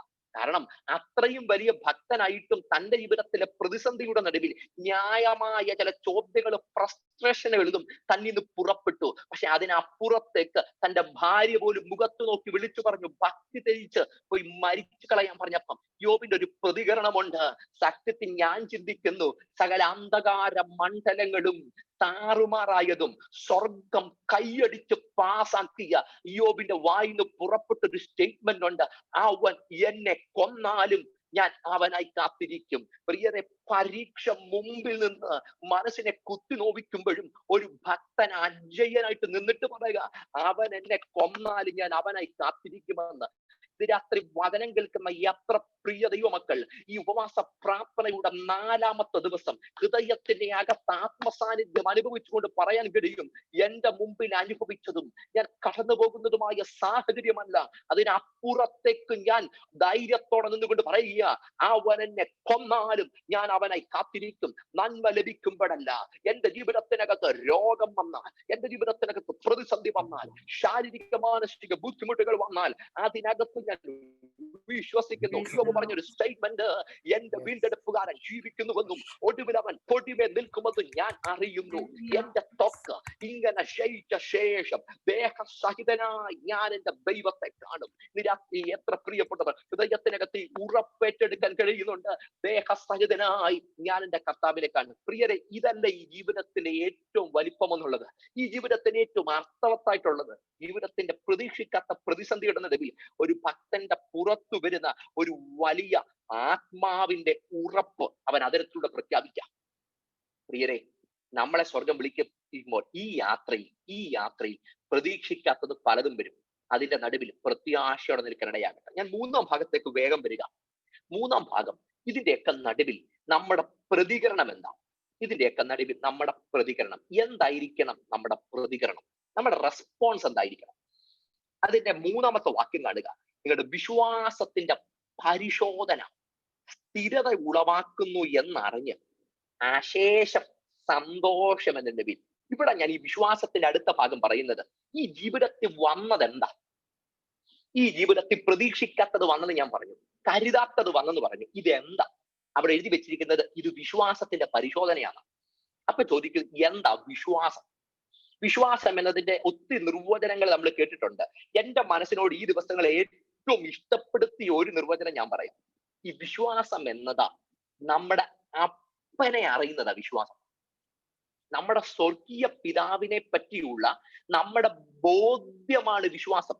നമ്മുടെ കൺവിക്ഷൻ ആണ് വിശ്വാസം എന്ന് പറഞ്ഞാൽ നമ്മുടെ സ്വർഗീയ പിതാവിനെ പറ്റിയുള്ള നമ്മുടെ ബോധ്യം, അതാണ് വിശ്വാസം. ഞാൻ ചോദിക്കട്ടെ, നമ്മൾ കലാലയങ്ങളിൽ നിന്ന്, യൂണിവേഴ്സിറ്റികളിൽ നിന്ന് ഒത്തിരി പഠിച്ചിട്ടുണ്ട്. യൂണിവേഴ്സിറ്റികളിൽ നിന്ന് ഡിഗ്രി എടുത്തു, മറ്റ് കാര്യങ്ങളൊക്കെ നമ്മൾ നേടിയെടുത്തു. പക്ഷെ നമ്മുടെ അപ്പനെ പറ്റി നമ്മൾ പഠിച്ചത് യൂണിവേഴ്സിറ്റിയിൽ നിന്നാണോ വീട്ടിൽ നിന്നാണോ? അപ്പനെ പറ്റി പഠിക്കാൻ നമ്മൾ യൂണിവേഴ്സിറ്റി പോയില്ല. നമ്മുടെ പിതാവിനെ നമ്മൾ മനസ്സിലാക്കിയത് ഒരു കോളേജിൽ നിന്നല്ല, നമ്മുടെ പിതാവിനെ നമ്മൾ മനസ്സിലാക്കിയത് ഒരു യൂണിവേഴ്സിറ്റി എന്നല്ല. നമ്മുടെ അപ്പനെ നമ്മൾ മനസ്സിലാക്കിയത് അദ്ദേഹത്തിന്റെ സംസാരത്തിലൂടെയും അദ്ദേഹത്തിന്റെ സ്വഭാവത്തിലൂടെയും ആ വ്യക്തിയുടെ ഇടപെടലിലൂടെയുമാണ് നമ്മുടെ അപ്പനെ നമ്മൾ മനസ്സിലാക്കിയത്. അപ്പൻ വരുമ്പോൾ ഓടി ഒളിക്കുന്ന കുഞ്ഞുങ്ങൾ എന്തുകൊണ്ട് നമ്മുടെ ഈ നാട്ടിലുണ്ടായി, പലയിടത്തും ഉണ്ടായി? കാരണം അവർക്കറിയാം ഈ അപ്പൻ ഈ വീട്ടിൽ വന്നു കയറിയാൽ ഞങ്ങളെ മർദ്ദിക്കും, അതുകൊണ്ടാണ് കുഞ്ഞ് ഓടി ഒളിക്കുന്നത്. അപ്പന്റെ ഇടപെടൽ കഴിഞ്ഞ മാസങ്ങളിൽ അവൻ കണ്ടത് കൊണ്ട് അപ്പനെ കാണുമ്പോൾ ഓടി ഒളിക്കുന്നത്. പക്ഷെ മറ്റൊരു കുഞ്ഞുണ്ട്, അപ്പന്റെ ഒരു താല്പര്യമാറ്റം പുറത്തു കേട്ടാൽ മതി, അവൻ ചാടിച്ചെന്ന് അപ്പന്റെ തോളിക്കറും, ആ മുഖം മുഴുവൻ ചുംബനം കൊണ്ട് മൂടും. കാരണം എന്തെന്നറിയോ? അവൻ അറിയാം അവന്റെ അപ്പൻ എത്ര സ്നേഹനിധിയാണ്, അവന്റെ അപ്പൻ എത്ര കരുതുന്ന അപ്പനാണെന്നറിയാം. അതുകൊണ്ട് ആ കുഞ്ഞപ്പന്റെ തോളിൽ കയറുന്നത്. ഞാൻ പറഞ്ഞല്ലോ, അപ്പനെ മനസ്സിലാക്കിയത് അപ്പന്റെ സ്വഭാവത്തിലൂടെയാണ്, അപ്പനെ മനസ്സിലാക്കിയത് അപ്പന്റെ പെരുമാറ്റത്തിലൂടെയാണ്, അപ്പനെ മനസ്സിലാക്കിയത് അപ്പന്റെ വ്യക്തിത്വത്തിലൂടെയാണ്. അങ്ങനെയെങ്കിൽ എന്റെ പ്രിയരെ, ഈ ക്രിസ്തീയ ജീവിതത്തിനകത്ത് വിശ്വാസം എന്തെന്നറിയുമോ? നമ്മുടെ സ്വർഗീയ പിതാവിനെ, ആ സ്വർഗീയ പിതാവിന്റെ സ്വഭാവത്തെ, ആ സ്വർഗീയ പിതാവിന്റെ വ്യക്തിത്വത്തെ, ദൈവത്തിന്റെ ആ ഒരു മനോഹാരിതയെ ഈ ജീവിതത്തിൽ മനസ്സിലാക്കാൻ പറ്റുമെങ്കിൽ അതിന് പറയുന്ന പേരാ വിശ്വാസം എന്നുള്ളത്. അതിന് പറയുന്ന പേരെ വിശ്വാസം. എന്റെ സ്വർഗീയ പിതാവിനെ എനിക്ക് മനസ്സിലാക്കാൻ പറ്റുന്നെങ്കിൽ അതത്ര വിശ്വാസം. അടുത്ത ഭാഗം ഞാൻ പറയുന്നു, ഈ വിശ്വാസത്തിന് നേരെയ പരിശോധന വരുന്നത്. ഈ വിശ്വാസത്തിന് നേരെയ പരിശോധന. ഈ ലോകത്തിൽ നമുക്ക് ഏറ്റവും ഇഷ്ടപ്പെട്ട ഒരു പദം പറയാം, പോരാട്ടം. ഈ പോരാട്ടം എന്നത് എന്താ?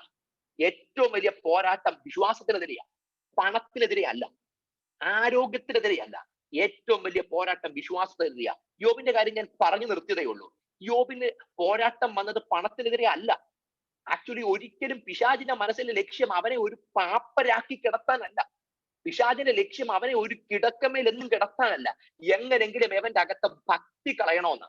അപ്പം പണം പോകുന്നതല്ല വിഷയം, ആരോഗ്യം പോകുന്നതുമല്ല വിഷയം, ആത്യന്തികമായ വിഷയം ഭക്തി പോകുന്നതാണ്. ഇത് പറഞ്ഞ നമ്മൾ ജീവിതത്തിനകത്ത് ചിലപ്പോൾ അനുവദിക്കപ്പെടുന്ന പല പരീക്ഷണങ്ങളുടെയും പിൻപിലുള്ള ഒറ്റ ലക്ഷ്യമേ ഉള്ളൂ, വല്ല വിധേനയും നമുക്ക് ദൈവത്തോടുള്ള ഏകാഗ്രതയും നിർമ്മലതയും നഷ്ടമാക്കണം എന്നതാണ് പിശാചിന്റെ മനസ്സിലെ ആത്യന്തികമായ പദ്ധതി. അതുകൊണ്ട് പൗലോസും പറയുന്നത്, ഞാൻ നിങ്ങളെ കുറിച്ച് ദൈവത്തിന്റെ എരിവോടെ എരിയുന്നു, ഞാൻ ക്രിസ്തു എന്ന ഏകപുരുഷനെ നിങ്ങളെ നിർമ്മല കന്യകയായി വിവാഹ നിശ്ചയം ചെയ്തിരിക്കുന്നു എന്ന സർപ്പം ഹൗവ ഉപായത്തെ ചരിച്ചതുപോലെ നിങ്ങൾ ക്രിസ്തുവിനുള്ള ഏകാഗ്രതയും നിർമ്മലതയും വിട്ട് വശനായി പോകുമോ എന്ന് ഞാൻ ഭയപ്പെടുകയാണ്. അപ്പൊ പൗലോസിന്റെ ഭയം, നിങ്ങൾ ക്രിസ്തുവിനോടുള്ള ഏകാഗ്രതയിൽ നിന്ന് വഷളായി പോകുമോ എന്ന് ഭയപ്പെടുക. എന്നെ കേൾക്കുന്ന പ്രിയപ്പെട്ടവരെ, വിശ്വാസത്തിന് നഷ്ടപ്പെട്ടു പോകാൻ വളരെയധികം സാധ്യതയുള്ള ഒരു ലോകത്ത് ഞാനും നിങ്ങൾ ജീവിക്കുമ്പോൾ അതിന്റെ നടുവിലാണ് നമ്മുടെ ബോൾഡ്നെസ് കാണേണ്ടത്. നമ്മൾ ധൈര്യമുള്ളവരായിരിക്കണം, ബോൾഡ് ആയിരിക്കണം.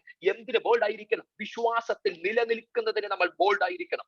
വിശ്വാസത്തിന്റെ പരിശോധന ജീവിതത്തിൽ വരുമ്പോൾ അതിന്റെ പ്രതികരണത്തിനകത്ത് നമ്മൾ ബോൾഡ് ആയിരിക്കണം. ഇവിടെ യാക്കോബ് പറയുന്നുണ്ട്, വിശ്വാസത്തിന്റെ പരിശോധന സ്ഥിരത ഉളവാക്കുന്നു എന്നറിഞ്ഞ് അശേഷം സന്തോഷം എന്നെണ്ണാൻ. എന്തായിരിക്കണം പ്രതികരണം? സന്തോഷം എന്നെണ്ണണോന്ന്. സത്യത്തിൽ പ്രസംഗിക്കാൻ വളരെ എളുപ്പമാണ്, കേൾക്കാൻ അതിലും എളുപ്പമാണ്. പക്ഷെ ജീവിതത്തിന്റെ അനുഭവത്തിലൂടെ പോകുമ്പോൾ അതിനേക്കാളും വലിയ പാടുള്ള കാര്യമാണ് ഈ വിശ്വാസത്തിന്റെ പരിശോധനയിലൂടെ പോകുമ്പോൾ. ഇത് പറഞ്ഞ കഠിനമായ പച്ചയായ യാഥാർത്ഥ്യങ്ങളെ ജീവിതത്തിലൂടെ കണ്ട് അനുഭവിച്ച് കടന്നു പോകുമ്പോൾ അതിനെ സന്തോഷത്തോടെ എണ്ണുക എന്നൊക്കെ പറഞ്ഞ ഇച്ചിരി പാടുള്ള കാര്യമാണ്, ഇച്ചിരി ബുദ്ധിമുട്ടുള്ള കാര്യമാണ്. പക്ഷെ ഒരു ഭക്തൻ അവിടെയാണ് അവൻ തെളിഞ്ഞവനായിട്ട് പുറത്തു വരുന്നത്. ഞാൻ വായിച്ച വാക്ക് 12ാമത്തെ വാക്യ. അതിനോട് ചേർത്തുള്ള വ്യാഖ്യാനങ്ങളായി പറയുന്നത്, പരീക്ഷ സഹിക്കുന്ന മനുഷ്യൻ ഭാഗ്യവാൻ, അവൻ കൊള്ളാകുന്നവനായി തെളിഞ്ഞ ശേഷം. ഈ തെളിയപ്പെടുന്ന പ്രക്രിയയുണ്ട്. അത് ഈ വിശ്വാസത്തിന്റെ പരിശോധനയ്ക്കകത്തുള്ള എന്റെ പ്രതികരണത്തിനകത്ത് സംഭവിക്കുന്ന. ഇവിടെ പറയുന്നു, എന്തായിരിക്കണം പ്രതികരണം? സന്തോഷം എന്നെണ്ണം. അപ്പൊ ഞാൻ ചോദിക്കട്ടെ, ഈ പരിശോധനയ്ക്കകത്ത് സന്തോഷം എന്നെണ്ണം പറ്റുമോ? ആരെക്കൊണ്ടെങ്കിലും കഴിയുമെന്ന പൗലോസും പറയുന്നത്. കർത്താവിൽ എപ്പോഴും സന്തോഷിപ്പിൻ. വിലങ്ങുകൾ കയ്യിൽ കിടക്കുമ്പോൾ, വീട്ടു തടങ്കലിനകത്ത് കിടക്കുമ്പോൾ, സ്വാതന്ത്ര്യങ്ങൾ ഹനിക്കപ്പെട്ടുകൊണ്ട് കാരാഗ്രഹത്തിനകത്ത് കിടക്കുമ്പോഴും ഒരു ഭക്തൻ താൻ ഏറ്റവും അധികം ഹൃദയത്തോട് ചേർത്ത് വെക്കുന്ന ഒരു സഭയോട് പറയുകയാണ്, നിങ്ങൾ കർത്താവിൽ എപ്പോഴും സന്തോഷിപ്പിൻ. ഹേ പൗലോസേ, മാനസിക നിലയിൽ എവിടെയോ ഒരു താറുമാറ് സംഭവിച്ചോ?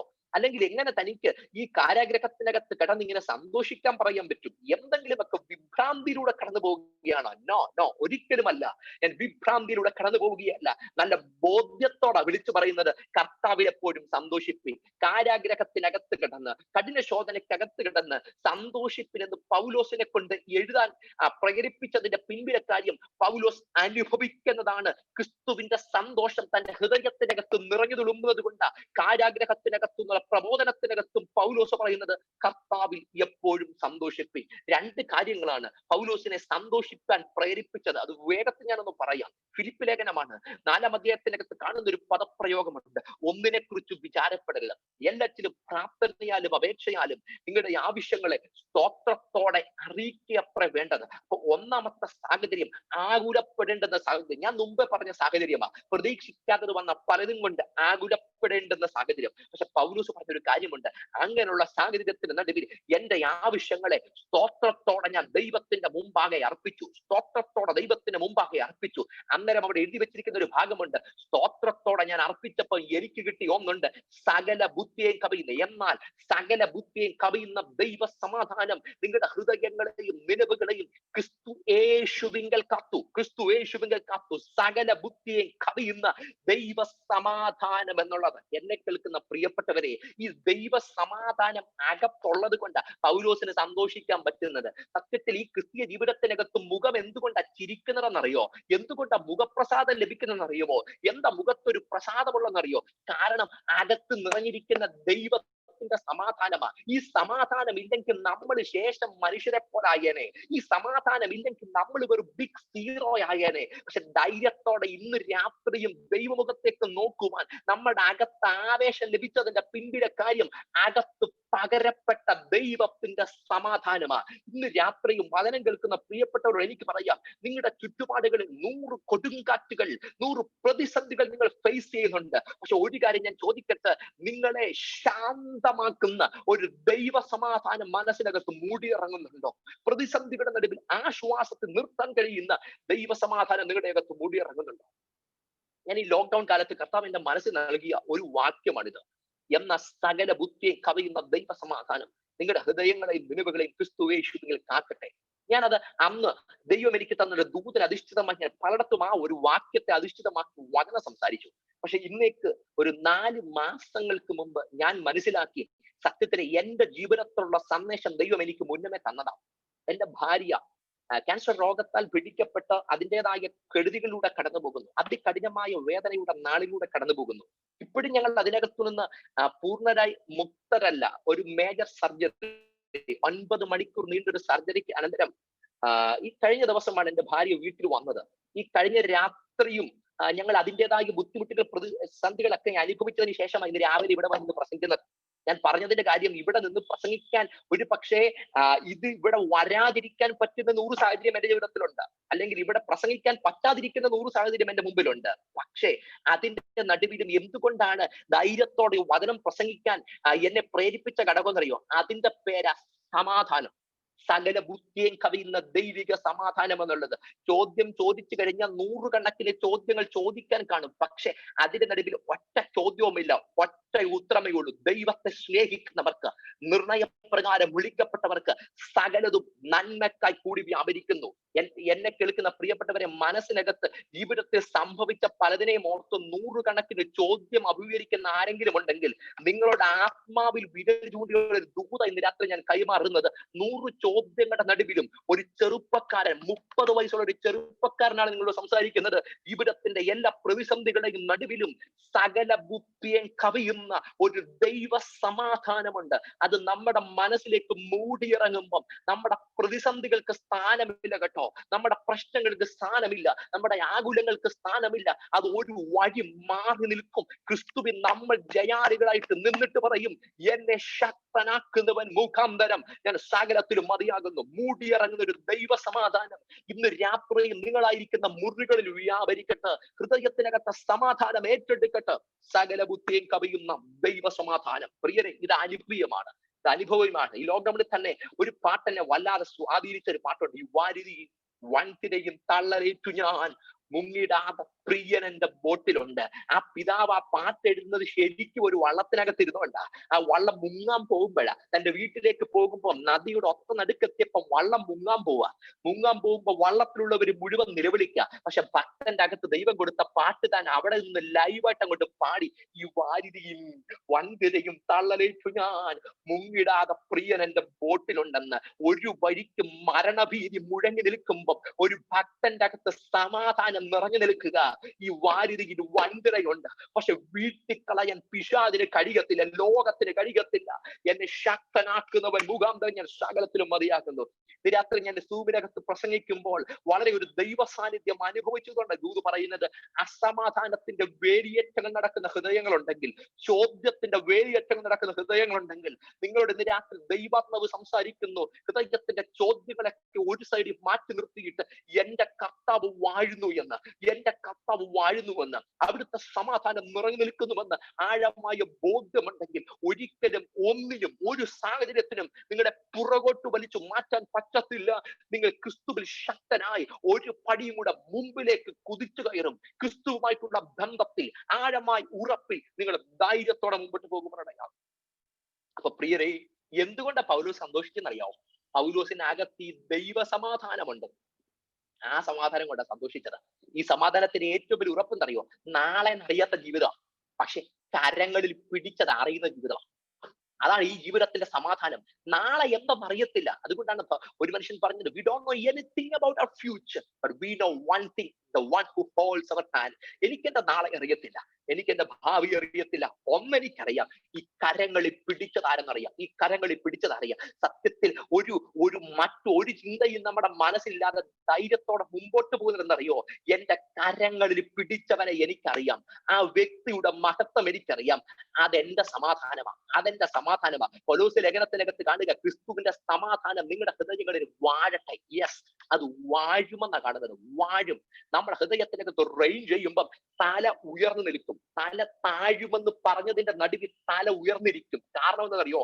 അകത്ത് വാഴുന്ന ദൈവസമാധാനമാണ്. ഞാനിങ്ങനെ ഒത്തിരി പറഞ്ഞത് മുമ്പോട്ട് പോകും. പക്ഷെ അടുത്ത ഭാഗത്തേക്ക് വരുന്നു. പൗലോസിനകത്ത് ഒന്ന് പറഞ്ഞത് ദൈവസമാധാനം.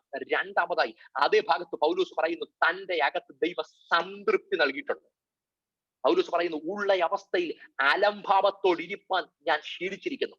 കൺടെൻമെന്റ് എന്ന പദമാണ് കൺടെൻമെന്റ്. അതിനർത്ഥം സംതൃപ്തി എന്ന സംതൃപ്തി. പൗലോസ് പറഞ്ഞത് ഉള്ള അവസ്ഥയിൽ സംതൃപ്തിയോടിരിപ്പാൻ ശീലിച്ചിരിക്കുന്നു. ഫിലിപ്പിയർ 4:11 ഞാൻ പറഞ്ഞത്, 12 ഞാൻ പറഞ്ഞത്. ഇവിടെ പറയുക, ഉള്ള അവസ്ഥയിൽ സംതൃപ്തിയോടിരിപ്പാൻ ശീലിച്ചിരിക്കുന്നു. പ്രിയരെ, എന്തുകൊണ്ടാണ് സന്തോഷിക്കാൻ കഴിയുന്നത്? അകത്ത് സംതൃപ്തി ഉള്ളവന് സന്തോഷിക്കാൻ പറ്റും. എന്തിലൊക്കെ സംതൃപ്തി? പൗലോസ് ആരാ? പൗലോസ് പറയുന്നത് മഹാസമ്പന്നനായിരുന്നു, പക്ഷെ കർത്താവിനെ അറിയാൻ തുടങ്ങിയത് കൊണ്ട് എല്ലാം സഹിച്ചു. ഫിലിപ്പ് ലേഖനം 3 കാണുന്നുണ്ട്. അല്ലെങ്കിൽ പൗലോസ് പറയുന്നത്, 8-ാം നാളിൽ പരിച്ഛേദനയേറ്റ ഇസ്രായേൽ ജാതിക്കാരൻ, ബെന്യാമിൻ ഗോത്രക്കാരൻ, പറയാൻ ഒത്തിരി നേട്ടങ്ങളുണ്ട്. പക്ഷെ പൗലോസ് പറഞ്ഞൊരു കാര്യമുണ്ട്, ക്രിസ്തുവിനെ നേടേണ്ടതിന് ഞാൻ ഇതൊക്കെയും ചപ്പെന്നും ചവറെന്നും എണ്ണിയിട്ട് വലിച്ചെറിഞ്ഞു. ചപ്പെന്നും ചവറെന്നും നല്ലൊരു പേരങ്ങോട്ടിട്ടു, ഇത് ചപ്പാണെന്ന്. പലപ്പോഴും ഇന്നത്തെ കാലത്ത് ചപ്പെന്ന് ഇന്നലെ എണ്ണിയതിനെ പലതിനെയും തിരിച്ചെടുത്തിട്ട് പഴയതിലേക്ക് തിരിച്ചു പോകുന്ന ആൾക്കാരുണ്ട്. അല്ലെങ്കിൽ പഴയ അനുഭവത്തിലേക്ക് തിരിച്ചു പോയിട്ട് അതാ നല്ലതെന്ന് പറഞ്ഞ് നടത്തുന്ന ആൾക്കാരുണ്ട്. പക്ഷെ അതിന്റെ നടുവിൽ പൗലോസ് വ്യത്യസ്തനാ. ഇപ്പൊ കാരാഗ്രഹത്തിനകത്ത് കിടക്കുമ്പോഴും പണ്ടത്തതിനെ പറ്റി ഓർത്തിട്ട് താഴെ ഒരു എഴുത്തെഴുതി, ക്രിസ്തുവിനെ പറ്റിയുള്ള പരിജ്ഞാനത്തിന്റെ ശ്രേഷ്ഠത നിമിത്തം ഞാൻ ഇപ്പോഴും പണ്ടത്തെ ചവറ് അതിനെ ഓർത്ത് ഒരു റിഗ്രറ്റും ഇല്ല. പണ്ടത്തെ ചവറിനെ ഓർത്ത് ഇന്ന് നഷ്ടബോധമില്ല. ഇന്നും താൻ അതിനെയൊക്കെ ചവറന്ന് തന്നെ എണ്ണിയിട്ട് ഒരു കാര്യം പറയുന്നു, എനിക്കൊന്നും മതി. I want to know him. I want to know him. I want to know the power of resurrection. എനിക്ക് അവനെ അറിയണം, അവന്റെ പുനരുദ്ധാനത്തിന്റെ ശക്തി അറിയണം, അവന്റെ കഷ്ടാനുഭവങ്ങളുടെ കൂട്ടായ്മ അറിയണം. പൗലോസെ, പലതും വിട്ട് പുറത്തിറങ്ങിയിട്ട് താങ്കൾക്ക് എന്ത് കിട്ടി? പറയാം, കിട്ടിയത് പറയാൻ ഒത്തിരി ഉണ്ട്. ഒന്ന് കുറെ 40 അടി 5 പ്രാവശ്യം കൊണ്ടു. കടലിൽ ആപത്ത് വന്നു, കരയിൽ ആപത്ത് വന്നു, കോലിനാൽ അടിക്കപ്പെട്ടു, എല്ലാ വിധത്തിലുള്ള പ്രതിസന്ധികൾ വന്നു, കഷ്ടതയും നഗ്നതയും ആപത്തും വന്നു, കൂട്ടു സഹോദരന്മാരുള്ള ആപത്തും വന്നു. സത്യത്തിൽ എല്ലാം സഹിക്കാം, പക്ഷെ കൂടെ നിൽക്കുന്നവർ മനസ്സിനെ കുത്തുന്നതാ ഏറെ വേദന. ഇന്നലെ വരെ കൂടെ നിന്ന് ഒരുമിച്ച് നിൽക്കുന്നവർ മനസ്സിനെ കുത്തി നോവിക്കുമ്പോൾ വേദന വലുതാ. ഇന്നലെ വരെ കൂടെ നിന്ന് പ്രസംഗിച്ചവൻ ഇന്ന് എതിരെ നിന്ന് പ്രസംഗിച്ചു. അലക്സാണ്ടർ, ചെമ്പുപണിക്കാരൻ അലക്സാണ്ടർ എനിക്ക് വളരെ ദോഷം ചെയ്തു. ദേമാസ് പല ഭാഗത്ത് എഴുതിയിട്ടുണ്ട്. പക്ഷെ അവൻ എന്നെ വിട്ട് തെസ്സലോനിക്കയിലേക്ക് പോയി. കൂടെ നിന്നവർ ചതിച്ചു, കൂട്ടു സഹോദരന്മാർ കുത്തി നോവിച്ചു. പക്ഷെ ഇതിന്റെയൊക്കെ നടുവിൽ പൗലോസ് പറയുക, ഉള്ള അവസ്ഥയിൽ സംതൃപ്തിയോടിരിപ്പാൻ ഞാൻ ശീലിച്ചിരിപ്പുണ്ട്. 12-ാമത്തെ വാക്യത്തിൽ കാണുന്നുണ്ട്, കഷ്ടതയിലിരിപ്പാനും ദാരിദ്ര്യത്തിലിരിപ്പാനും തൃപ്തനായിരിക്കാനും വിഷന്നിരിപ്പാനും ഇത് മുഴുവൻ ഞാൻ ശീലിച്ചിരിക്കുന്നു. പ്രിയരെ, കയറ്റത്തിലേക്ക് കയറുമ്പം സ്തോത്രം പറയാൻ എളുപ്പമാ, നന്മ ലഭിക്കുമ്പോ സ്തോത്രം പറയാൻ എളുപ്പമാ. പക്ഷെ ജീവിതത്തിനകത്ത് വരുന്ന തിന്മയിൽ നിന്ന് നമ്മൾ തോന്നുന്നതിനകത്ത് സ്തോത്രം പറയാൻ പറ്റുമോ? രോഗത്തിനകത്ത് സ്തോത്രം പറയാൻ പറ്റുമോ? പ്രതിസന്ധിക്കകത്ത് ആമൻ പറയാൻ പറ്റുമോ? നഷ്ടത്തിനകത്ത് സ്തോത്രം പറയാൻ പറ്റുമോ? ജീവിതത്തിന്റെ നന്മയ്ക്കകത്ത് ദൈവത്തെ മഹത്വപ്പെടുത്താൻ എളുപ്പമാ. പക്ഷെ ജീവിതത്തിനകത്ത് പ്രതിസന്ധിയുടെ നടുവിലും കർത്താവേ, ഇതിലൂടെ അങ്ങനെ കടത്തിവിട്ടതിനായി അതിനും ഞാൻ ഒരു ആമൻ പറയുന്നുവെന്ന് പറയാൻ കഴിയുന്നുണ്ടെങ്കിൽ അവരുടെ ജീവിതമാണ് സംതൃപ്തമായ ജീവിതം. പൗലോസ് പറയുന്നത്, എനിക്ക് ഒത്തിരി അത്യാഗ്രഹമൊന്നുമില്ല, എനിക്ക് ഒറ്റ ആഗ്രഹമേ ഉള്ളൂ, വല്ല വിധേനയും ക്രിസ്തുവിനെ നേടണം. അതിനുവേണ്ടി സഹിച്ചത് മുഴുവൻ പൗലോസ് സംതൃപ്തിയോടെ എണ്ണി. പൗലോസിന്റെ സ്വന്തം കഴിവ് കൊണ്ട് നടന്നതല്ല. അടുത്തതായി ഒരു വാക്യമുണ്ട്, ഞാൻ കുറച്ചു മുമ്പേ ഉദ്ധരിച്ചൊരു വാക്യമാണ്. അതിന്റെ 13-ാമത്തെ ഫിലിപ്പർ 4:13 വിശ്വപ്രസിദ്ധമായ വാക്യം, എന്നെ ശക്തനാക്കുന്നവൻ മുഖാന്തരം ഞാൻ സകലത്തിലും മതിയാക്കുന്നു. ഒന്ന് ചോദിക്കട്ടെ, എന്തിനാണ് ശക്തനാക്കുന്നത്? ഈ 12-ാമത്തെ വാക്യത്തോട് നിങ്ങൾ ഒന്ന് മുട്ടിച്ചു വേണം ഈ 13-ാമത്തെ വാക്യം വായിക്കാൻ. അവിടെ പൗലോസ് പറയുന്നുണ്ട്, കഷ്ടതയിലിരിപ്പാനും ശക്തനായിട്ടിരിപ്പാനും. തൃപ്തനായിട്ടിരിപ്പാനും വിശന്നിരിപ്പാനും ദരിദ്രനായിട്ടിരിപ്പാനും എല്ലാം എന്നെ ശക്തനാക്കുന്നവൻ മുഖാന്തരം കഴിയുമെന്ന് ഇത് പറഞ്ഞ ഒരു ഭക്തന്റെ ഉറപ്പെന്നറിയോ? ഏതവസ്ഥയിലൂടെ കടന്നു പോയാലും അവ ധൈര്യത്തോടെ തല ഉയർത്തി നിന്ന് വിളിച്ചു പറയും, എന്നെ ശക്തനാക്കുന്നവൻ മുഖാന്തരം ഞാൻ സകലത്തിലും മതിയാകുന്നു. ഇതാ സ്വർഗം അകത്തു കൊടുക്കുന്ന ധൈര്യം എന്നുള്ളത്. എന്തൊക്കെ വരട്ട്, ക്രിസ്തുവിൽ ഞാൻ ശക്തനാ, ക്രിസ്തുവിൽ ഞാൻ ജയാളിയാ, ആത്മസാന്നിധ്യം കൊണ്ട് ഞാൻ ജയിക്കും, ക്രിസ്തുവിൽ ഞാൻ ഇതിനെ എല്ലാത്തിൽ നിന്നും അതിജീവിക്കുക തന്നെ ചെയ്യും. എന്നെ കേൾക്കുന്ന പ്രിയപ്പെട്ടവരെ, പൗലോസ് എന്തുകൊണ്ട് സന്തോഷിച്ചെന്നറിയോ? പൗലോസിനകത്ത് സംതൃപ്തിയുണ്ട്, അതുകൊണ്ടാണ് സന്തോഷിച്ചത്. മൂന്നാമത്തെ കാര്യം വേഗത്തിൽ പറയാം. അകത്ത് സന്തോഷിച്ചതിന്റെ പിൻപിലെ കാര്യം, പൗലോസ് ചിലതിനെ സാരമില്ലെന്ന് തേജസ്സിനു വേണ്ടി കാത്തിരുന്നു. നമ്മിൽ വെളിപ്പെടുവാനുള്ള തേജസ് വിചാരിച്ചാൽ ഈ കാലത്തിലെ കഷ്ടങ്ങൾ സാരമില്ലെന്നുണ്ടെന്ന് ഇത് പറഞ്ഞ അകത്ത് സാരമില്ലെന്നുണ്ടെന്ന ഒരു മനോഭാവം ഉണ്ടെങ്കിൽ സന്തോഷിക്കാൻ പറ്റും. കാരണം ഇന്ന് കാണുന്നതൊക്കെ താൽക്കാലികമാ, നശ്വരമായതാ, താറുമാറായി പോകും, ഇതൊക്കെ ഉടഞ്ഞു പോകുന്നതാ. പക്ഷെ ഉടയാത്തത്, നിത്യമായത്, തേജസ്സുള്ളത്, പ്രത്യാശ നഗരി എനിക്ക് വേണ്ടി ഒരുക്കപ്പെടുന്നുള്ള ആഴമായ ബോധ്യം അകത്തുണ്ടെങ്കിൽ നൊടി നേരത്തേക്കുള്ള ഞങ്ങളുടെ ലഘുവായ കഷ്ടം അത്യന്തം അനവധിയായി തേജസ്സിന്റെ നിത്യഗനം ലഭിക്കാൻ ഹേതുവാകുന്നുള്ള പ്രത്യാശ അകത്തങ്കുരിച്ചപ്പം പൗലോസ് പറയുന്നു, ഈ കാലത്തിലെ കഷ്ടങ്ങൾ സാരമില്ലെന്ന്. കൂടാരമായ ഞങ്ങളുടെ ഭൗമഭവനം അടിഞ്ഞു പോകും എന്ന കൈപ്പണിയല്ലാത്ത ദൈവത്തിന്റെ ദാനമായ ഒരു കെട്ടിടം എനിക്ക് വേണ്ടി ഒരുക്കപ്പെടുന്നു എന്നറിഞ്ഞ് ഈ കൂടാരത്തിൽ പാർക്കുമ്പോൾ അകത്ത് ഞരക്കമുണ്ടെങ്കിലും ഞരങ്ങിക്കാത്തിരിക്കുന്നു. എന്തിനാ ഞരങ്ങുന്നത്? സൃഷ്ടി ദൈവോത്തരമാർ വെളിപ്പാടിനെ ആകാംക്ഷയോടെ കാത്തിരിക്കുമ്പോൾ ആദ്യദാനം ലഭിച്ചിരിക്കുന്ന നാമും നമ്മുടെ ശരീരത്തിന്റെ വീണ്ടെടുപ്പായ പുത്രത്വത്തിനെ കാത്തുകൊണ്ട് ഉള്ളിൽ ഞരങ്ങുകയാ. അകഞ്ഞരങ്ങി കാത്തിരിക്കുന്നു. എന്തിനാ? എന്റെ ശരീരം രൂപാന്തരപ്പെടും. ഇന്ന് രോഗമുള്ള ഈ ശരീരം, ഇന്ന് ദ്രവത്വമുള്ള ഈ ശരീരം, ഇന്ന് തകർന്നു പോകുന്ന ഈ ലോകത്തിൽ നിന്ന് വിണ്മയമായതിലേക്ക്, അദ്രവത്വത്തിലേക്ക്, തേജസ്സുള്ളതിലേക്ക് ഞാൻ രൂപാന്തരപ്പെടുന്ന ഒരു ദിവസം അത് സമാഗതമായി.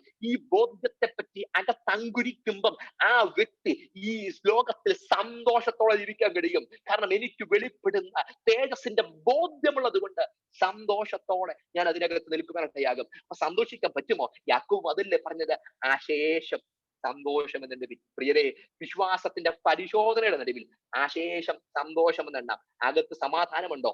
അകത്ത് സംതൃപ്തിയുണ്ടോ? സാരമില്ലെന്നെണ്ണാനുള്ള ഒരു നിത്യപ്രത്യാശയുടെ ഉറപ്പുണ്ടോ? സന്തോഷിക്കാൻ പറ്റും. അതല്ലാത്ത ഒരു ആൾക്കും ഈ ലോകത്ത് സന്തോഷിക്കാൻ പറ്റത്തില്ല. അവർ റിഗ്രറ്റ് ചെയ്ത് ഈ ലോകത്തിൽ പരിതപിച്ചുകൊണ്ട് ജീവിക്കും. പക്ഷെ ഒരു ഭക്തൻ ധൈര്യത്തോടെ മുഖത്ത് നോക്കി അവർ സന്തോഷത്തോടെ ജീവിക്കും. ഞാൻ അടുത്ത ഭാഗത്തേക്ക് വരുന്നു. ഇതിനൊക്കെ നമുക്ക് ആവശ്യമായ ഒന്നുണ്ട്, അതാണ് ദൈവത്തിന്റെ ജ്ഞാനം എന്നുള്ളത്. ദൈവത്തിന്റെ ജ്ഞാനമില്ലാതെ നമുക്ക് ഒന്നും കഴിയത്തില്ല. ദൈവത്തിന്റെ ജ്ഞാനമില്ല. 5-ാമത്തെ വാക്യം പറയുന്നു, ഇത്രയും കാര്യം. 4-ാം ഭാഗം ഞാൻ വിടുക. ദൈവം നമ്മെ പറ്റി ആഗ്രഹിക്കുന്ന 2 കാര്യങ്ങൾ, അത് 4-ാമത്തെ വാക്യത്തില. എന്നാൽ നിങ്ങൾ ഒന്നിനും കുറവില്ലാതെ തികഞ്ഞവരും സമ്പൂർണരുമാകേണ്ടതിന് വിടുക. 2 പദമാ ദൈവം നമ്മളെ പറ്റി ആഗ്രഹിക്കുന്നത്. 1, നമ്മൾ തികഞ്ഞവരാകണം. 2, നമ്മൾ സമ്പൂർണന്മാരാകണം. ആ ഭാഗം വിടുന്നു. അടുത്ത ഭാഗം, ഇത്രയൊക്കെ വേണമെങ്കിൽ നമ്മുടെ അകത്ത് ആവശ്യമായുള്ള ഒരു കാര്യമുണ്ട്, അതാണ് ജ്ഞാനം. ഇന്ന് രാത്രി ഞാൻ ഈ അവസാനിപ്പിക്കുന്ന ഈ വേള, എനിക്കറിയാം എന്റെ സമയം ഓൾമോസ്റ്റ് കഴിഞ്ഞു. ഇത് അവസാനിപ്പിക്കുന്ന ഈ വേളയിൽ അവസാനിപ്പിക്കുന്ന ഈ വേളയിൽ ഒറ്റ കാര്യം ഞാൻ പറയുന്നു, ഇത്രയൊക്കെ നമുക്ക് ആവശ്യമാണ്, അല്ലെങ്കിൽ ഇത്രയൊക്കെ നമ്മുടെ ജീവിതത്തിൽ നടക്കണമെങ്കിൽ നമുക്ക് ആവശ്യമായ ഒരു കാര്യമുണ്ട്, അതാ ദൈവത്തിന്റെ ജ്ഞാനം. പ്രിയരെ, ഈ കഷ്ടതയുടെ നടുവിൽ സമാധാനം അനുഭവിക്കണമെങ്കിൽ സ്വന്തം ബുദ്ധിയെ കഴിയത്തില്ല. കഷ്ടതയുടെ നടുവിൽ തല ഉയർത്തി നിൽക്കണമെന്നുണ്ടെങ്കിൽ സ്വന്തം കഴിവിനെ കഴിയത്തില്ല. അവിടെ ആവശ്യമായ ഒന്നിന്റെ പേരാണ് ദൈവത്തിന്റെ ജ്ഞാനം. ഞാൻ ഒരു ചെറുപ്പക്കാരനെയും അദ്ദേഹത്തിന്റെ കുടുംബത്തെ പറ്റി കേട്ടിട്ടുണ്ട്. അദ്ദേഹം ഭാര്യ, ഭർത്താവ്, 2 കുഞ്ഞുങ്ങൾ. മൂത്തവൻ 6 വയസ്സ്, ഇളയവന് 3 വയസ്സ്. ഒരിക്കൽ ജോലി കഴിഞ്ഞ് വീട്ടിലേക്ക് വരുന്ന വഴി ആ ചെറുപ്പക്കാരൻ ഒരു ആക്സിഡന്റിൽ ലോകത്ത് നിന്ന് മാറ്റപ്പെട്ടു. അത് വളരെ ചെറുപ്പക്കാരിയായ മാതാവ് ആ 2 കുഞ്ഞുങ്ങളെയും വളർത്തുവാൻ തുടങ്ങി. അപ്പൻ മരിച്ച ആ ഒരു അവസ്ഥ കഴിഞ്ഞ് 3 മാസം കഴിഞ്ഞപ്പോൾ മൂത്ത മകൻ പെട്ടെന്ന് ഒരു ശാരീരിക രോഗത്തിന്റെ അവസ്ഥയിലൂടെ കടന്നുപോയി. അവൻ നിശ്ചലനായി, അവൻ ശരീരം മുഴുവൻ തളരപ്പെട്ടവനായി കിട്ടുന്നു. വൈദ്യശാസ്ത്രം അവന്റെ ബ്രെയിനിന് സംഭവിച്ച ആ ഒരു ഡാമേജിനെ പറ്റി പറഞ്ഞപ്പോൾ അവർ പറഞ്ഞു, ഇവൻ ഇനി റിക്കവർ ചെയ്യുമെന്ന് ഞങ്ങൾക്ക് ഒരറപ്പുമില്ല. അവൻ ആകപ്പാടെ അവൻ അനങ്ങുന്ന ഒരേ ഒരു അവയവം അവന്റെ കണ്ണിന്റെ ഇമ മാത്രം ഒന്ന് വെട്ടും, വേറെ ഒരു ചലനവുമില്ല, ഒരു കിടപ്പിൽ കിടക്കുന്നു. അമ്മ അവനെ നോക്കാൻ തുടങ്ങി. വൈദ്യശാസ്ത്രം പറഞ്ഞു, ചിലപ്പോൾ അവൻ 1 വർഷം ജീവിക്കും, അല്ല നിർഭാഗ്യമെങ്കിൽ അവൻ 15 വർഷവും ജീവിക്കാം. പക്ഷെ ഈ ഒറ്റ കിടപ്പേ ഉള്ളൂ, ഒരു മാറ്റവും കാണത്തില്ല. മൂത്ത മകന് പ്രായം 19ആയി. 6-ാമത്തെ വയസ്സിൽ കിടപ്പ് തുടങ്ങിയതാ. ഇപ്പൊ പ്രായം 19 ഒരു വ്യത്യാസവുമില്ല. അമ്മ അവനെ പൊന്നുപോലെ നോക്കുന്നുണ്ട്. അടുത്തത് ഇളയവന് 6 വയസ്സ് പ്രായമുള്ളവൻ, ഇപ്പോൾ അവന് 16 വയസ്സ് പ്രായമുണ്ട്. 3 വയസ്സ് പ്രായമുള്ളവൻ ഇപ്പൊ 16 വയസ്സ് പ്രായമുണ്ട്. എന്നാൽ അവൻ സ്കൂളിലേക്ക് പോയ ഒരു ദിവസം പെട്ടെന്ന് മൊഹാലസ്യപ്പെട്ടു വീണു. അവനെ എടുത്ത് ആശുപത്രിയിൽ കൊണ്ടുപോയി. ഡോക്ടർമാർ വിദഗ്ധ പരിശോധന നടത്തിയപ്പോൾ അവൻ ഒരു ലുക്കീമിയ പേഷ്യന്റ് എന്ന് അവനെ ഡയഗ്നോസ് ചെയ്യുവാനിടയായി. ബ്ലഡ് ക്യാൻസറിന്റെ രോഗത്തിന്റെ 4ാമത്തെ സ്റ്റേജിനകത്ത് നിൽക്കുന്നു. വൈദ്യശാസ്ത്രം ആ അത്യപൂർവമായ ഒരു പ്രത്യേക വിധത്തിലുള്ള ലുക്കീമിയ എന്ന് തിരിച്ചറിഞ്ഞ് അവന് കൊടുത്ത ആയുസിന്റെ ദൈർഘ്യം 1 മാസം. ഒറ്റ മാസം. നിങ്ങൾ കേൾക്കണം, ഭർത്താവില്ല. മൂത്ത മകൻ കിടപ്പ് തുടങ്ങിയിട്ട് 13 വർഷമായി ഒരു കിടപ്പ് കിടക്കുന്നു. ആകെ പ്രതീക്ഷയായിരുന്നു ഈ ഇളയ മകൻ. എന്നാൽ ഇപ്പോൾ അവന് വൈദ്യശാസ്ത്രം കൊടുത്തിരിക്കുന്ന ആയുസ് ദൈർഘ്യം ഒറ്റ മാസം മാത്രമാ. ഇതിന്റെ രണ്ടിന്റെയും നടുവിൽ ഒരു മാതാവ് നിൽക്കുക. ആശുപത്രിയുടെ വലിയൊരു റൂമിന്റെ 2 കട്ടിലും 2 മക്കൾ കിടക്കുന്നു. നടുവിൽ ഒരു മാതാവ് നിൽക്കുന്നു. നാട്ടുകാരും വീട്ടുകാരും ഒക്കെ അവിടെ ഓടി വന്നു. പക്ഷെ അവരോടൊക്കെ ആ മാതാവ് പറഞ്ഞൊരു ഭാഗമുണ്ട്, എനിക്ക് നിങ്ങളുടെ സഹതാപത്തെക്കാൾ അപ്പുറമായി എനിക്ക് വേണ്ടി നിങ്ങൾ പ്രാർത്ഥിക്കണം. ഇതിന്റെ രണ്ടിന്റെയും നടുവിൽ നിൽക്കേണ്ടതിന് എനിക്കൊരു ദൈവത്തിന്റെ ജ്ഞാനം ആവശ്യമാണ്. ഇത് പറഞ്ഞാൽ മാനുഷിക ബുദ്ധി കൊണ്ടോ പണം കൊണ്ടോ അമ്മയുടെ മനസ്സിനകത്ത് ഒരു കംഫർട്ട് കൊടുക്കാൻ കഴിയത്തില്ല. അവര് പറഞ്ഞത് ഇതിനകത്ത് നിൽക്കണമെങ്കിൽ എനിക്ക് ഒന്നുകൊണ്ട് മാത്രമേ കഴിയത്തുള്ളൂ. അതിന്റെ പേരാ ദൈവത്തിന്റെ ജ്ഞാനം എന്നുള്ളത്. എന്നെ കേൾക്കുന്ന പ്രിയപ്പെട്ടവരെ, ചിലപ്പോഴൊക്കെ നമ്മുടെ ബുദ്ധി മരവിച്ചു നിൽക്കും, ചിലപ്പോഴൊക്കെ നമ്മുടെ കഴിവ് മരവിച്ചു നിൽക്കും. നമ്മൾ വെറും ഒരു ബിഗ് ഹീറോയായിട്ട് ചില ജംഗ്ഷനകത്ത് നിൽക്കും. ചില ജംഗ്ഷനകത്ത് സാധ്യതകളും പഴുതുകളും ഒക്കെ മുമ്പിൽ പലതുണ്ട്. പക്ഷെ ഒരു ശൂന്യനായിട്ട് നിൽക്കുന്നത്, നമ്മുടെ കൈകാൽ വിറക്കുന്നത് പോലെ തോന്നുന്നത്, ശരീരം മരവിക്കുന്നത് പോലെ തോന്നുന്നത്, അങ്ങനെ ചില അവസ്ഥയുണ്ട്. അതുകൊണ്ട് ഇവിടെ പറയുന്ന ഒരു ഭാഗമുണ്ട്, നിങ്ങളിൽ ഒരുത്തന് ജ്ഞാനം കുറവാകുന്നെങ്കിൽ ചിലപ്പോഴിത് കുറഞ്ഞു പോകുമെന്ന് കാണുന്നേ. അപ്പൊ ഇന്നലകളിൽ ജ്ഞാനമുണ്ടായിരുന്നു. അതുകൊണ്ട് നമ്മൾ പറയും, ചില പ്രതിസന്ധിയെ ഇന്നലെ ഞാൻ നേരിട്ടിട്ടുണ്ട്, പക്ഷെ ഇന്ന് എനിക്ക് അത്രയും ധൈര്യമില്ലെന്ന്. ശരിയാ, ഇന്ന് ജ്ഞാനം എവിടെ കുറഞ്ഞു കിടക്കുക, മനസ്സിനകത്ത് ജ്ഞാനത്തിന്റെ തോത് കുറവാ. ഇന്ന് രാത്രി ഈ പ്രസംഗം തീരുന്നതിന് മുമ്പ് എന്റെ ശ്രോതാക്കളോട് ഒരു ആഹ്വാനം ഞാൻ നടത്തുന്നു, മറ്റൊന്നും ഇന്ന് രാത്രി പ്രാർത്ഥിച്ചു തുടങ്ങണ്ട. കർത്താവേ, ഇതിനകത്ത് മരവിച്ചു നിൽക്കുന്ന ഈ വിഷയത്തിനകത്ത് എനിക്കൊരു തീരുമാനമെടുക്കേണ്ടതിന് അങ്ങയുടെ ജ്ഞാനത്തെ ഔദാര്യമായി എന്റെ മേലൊന്ന് പകരണം. അവിടെ കർത്താവ് പറയുന്നത്, ഒരുവൻ ജ്ഞാനത്തെ എന്നോട് ചോദിച്ചാൽ അവന് ഞാൻ കൊടുക്കുന്നത് എല്ലാവർക്കും കൊടുക്കും, ഔദാര്യമായി കൊടുക്കും, ജനറസ് ആയിട്ട് കൊടുക്കാം ദൈവത്തിന് കഴിയും. ഇന്ന് രാത്രി എത്ര പേര് ആദരം തുറന്ന് ദൈവത്തോട് ചോദിക്കാൻ പറ്റി, കർത്താവേ അവിടുത്തെ ജ്ഞാനത്തെ എന്റെ മേൽ പകരണമേ.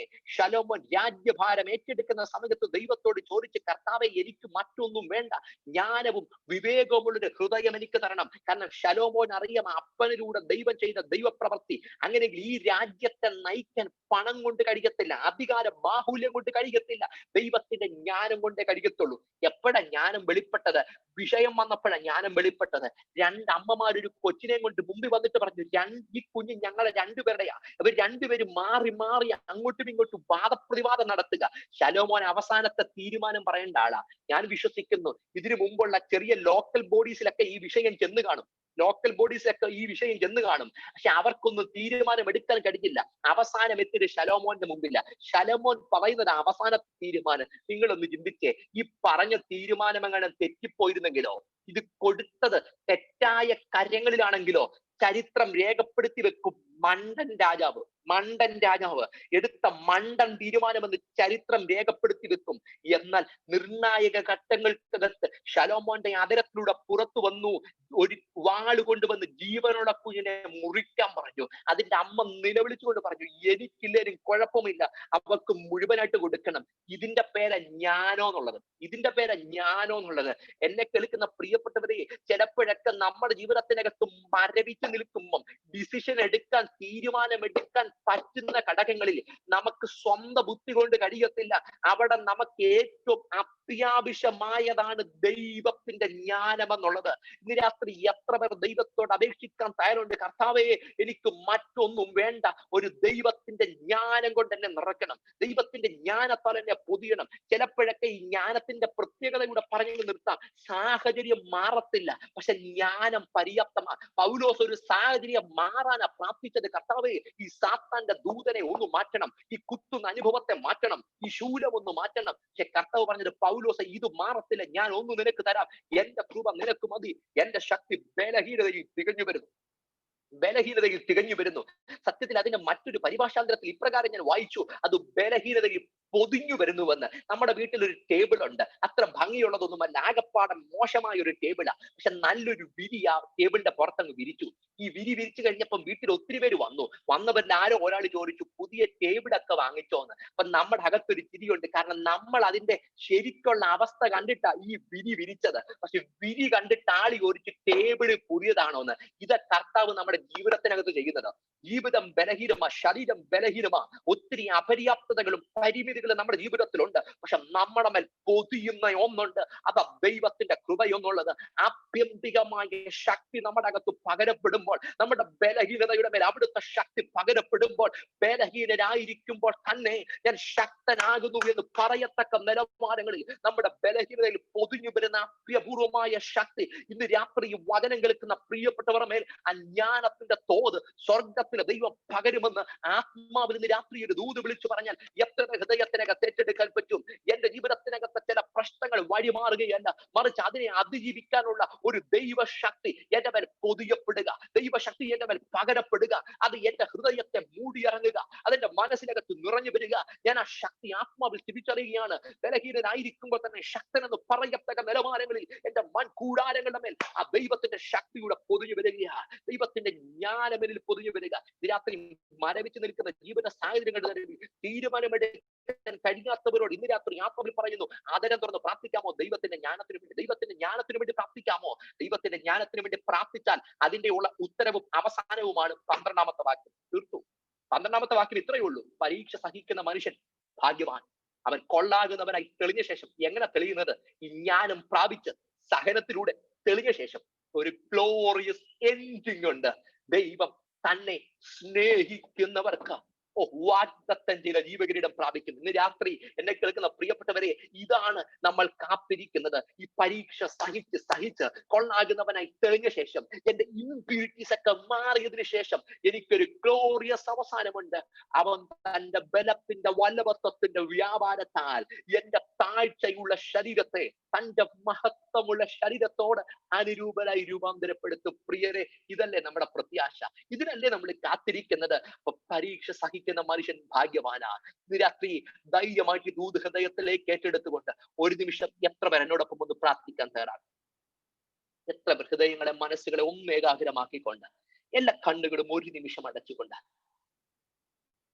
മരവിച്ച് നിൽക്കുന്ന ജീവിത സാഹചര്യത്തിലൂടെ നിങ്ങൾ കടന്നു പോകുന്നെങ്കിൽ ഒരു നിമിഷം ഒരു ദൈവത്തിന്റെ ജ്ഞാനത്തിന് വേണ്ടി ഒന്ന് ചോദിക്കാമോ?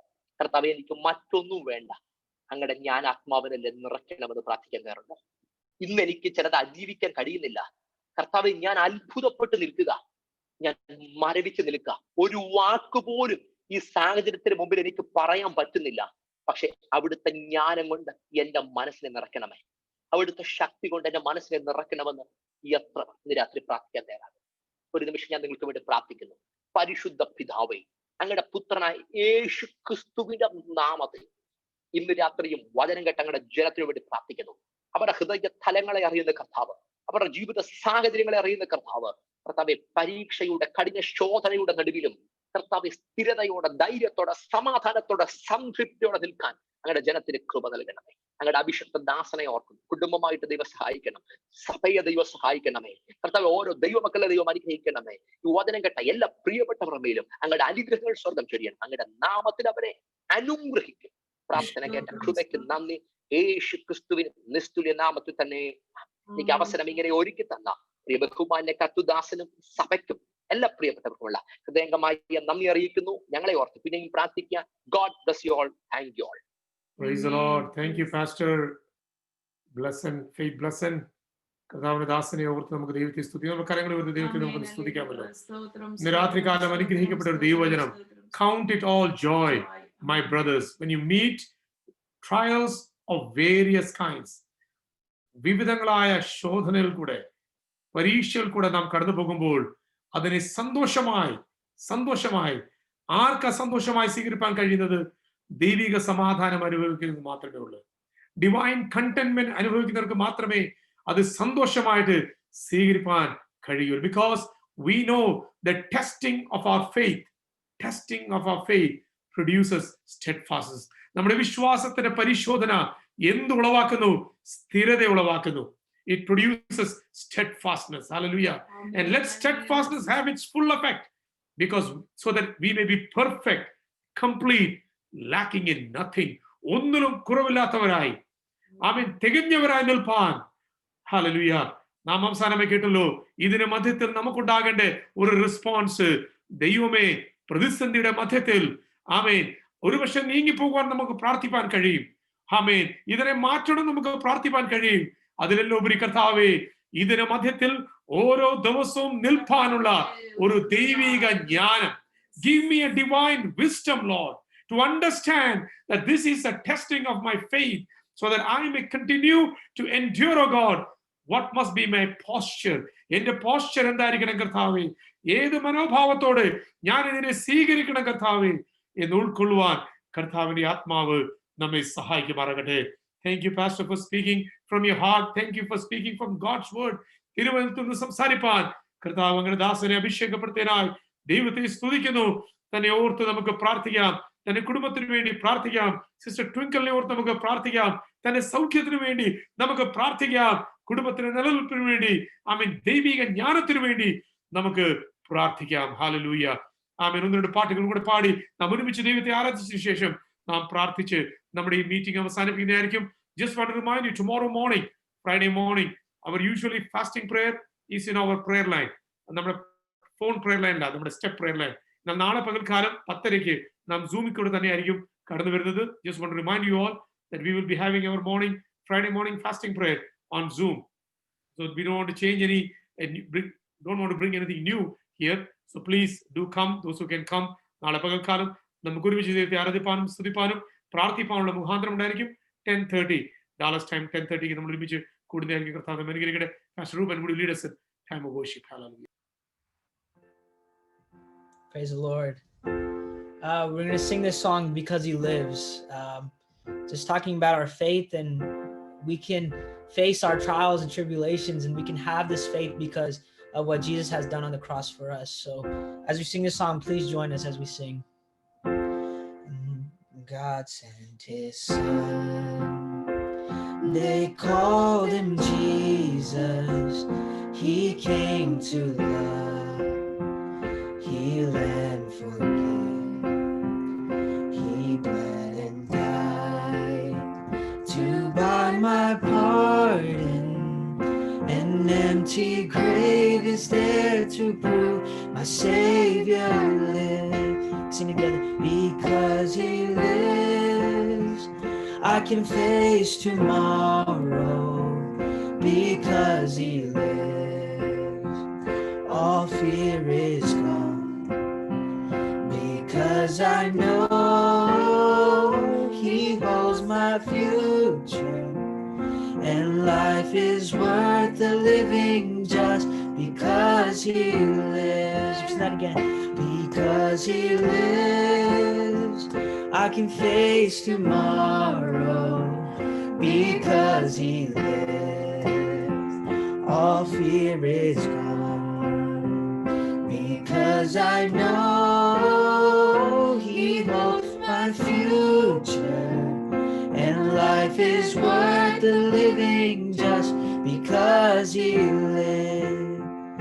And then one day I'll cross the river, I'll fight life's fight, war with pain, and as death gives way to victory, I'll see the light of glory, and I'll know He lives. Because He lives, I can face tomorrow. Because He lives, all fear is gone. Because I know He holds my future, and life is worth the living just because He lives. Devatin putrana, Yeshu pujalina, snehi pan, സൗഖ്യം നൽകിയിടുവാൻ ജീവിച്ചു മരിച്ചവൻ എന്നെ രക്ഷിപ്പാനായി എന്നും ജീവിക്കുന്നവൻ എന്നെ കരുതാൻ താൻ ഭാഗ്യവാൻ ആകുലമില്ല നാളെ എന്ന് ഭീതിയില്ല ഭാവിയില്ല തൻ കയ്യിലെന്നോർത്താൽ ആയത്ര ധന്യമേ ലോക ജീവിതം താൻ ഭാഗ്യവാൻ ആകുലമില്ല നാളെ എന്ന് ഭീതിയില്ല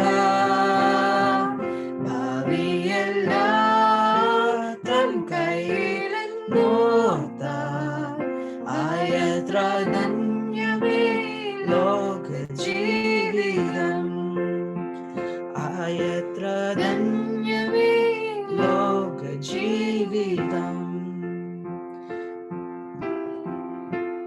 You are worthy of it all. You are worthy of it all. For from you are all things, and to you are all things. You deserve the glory. Sing that again. You are worthy of it all. You are worthy, Jesus. You are worthy of it all. For from you are all things, and to you are all things, and you deserve the glory. And all the saints. And all the saints and angels, they bow before your throne. And all the elders cast their crowns before the Lamb of God and sing, you are worthy of it all.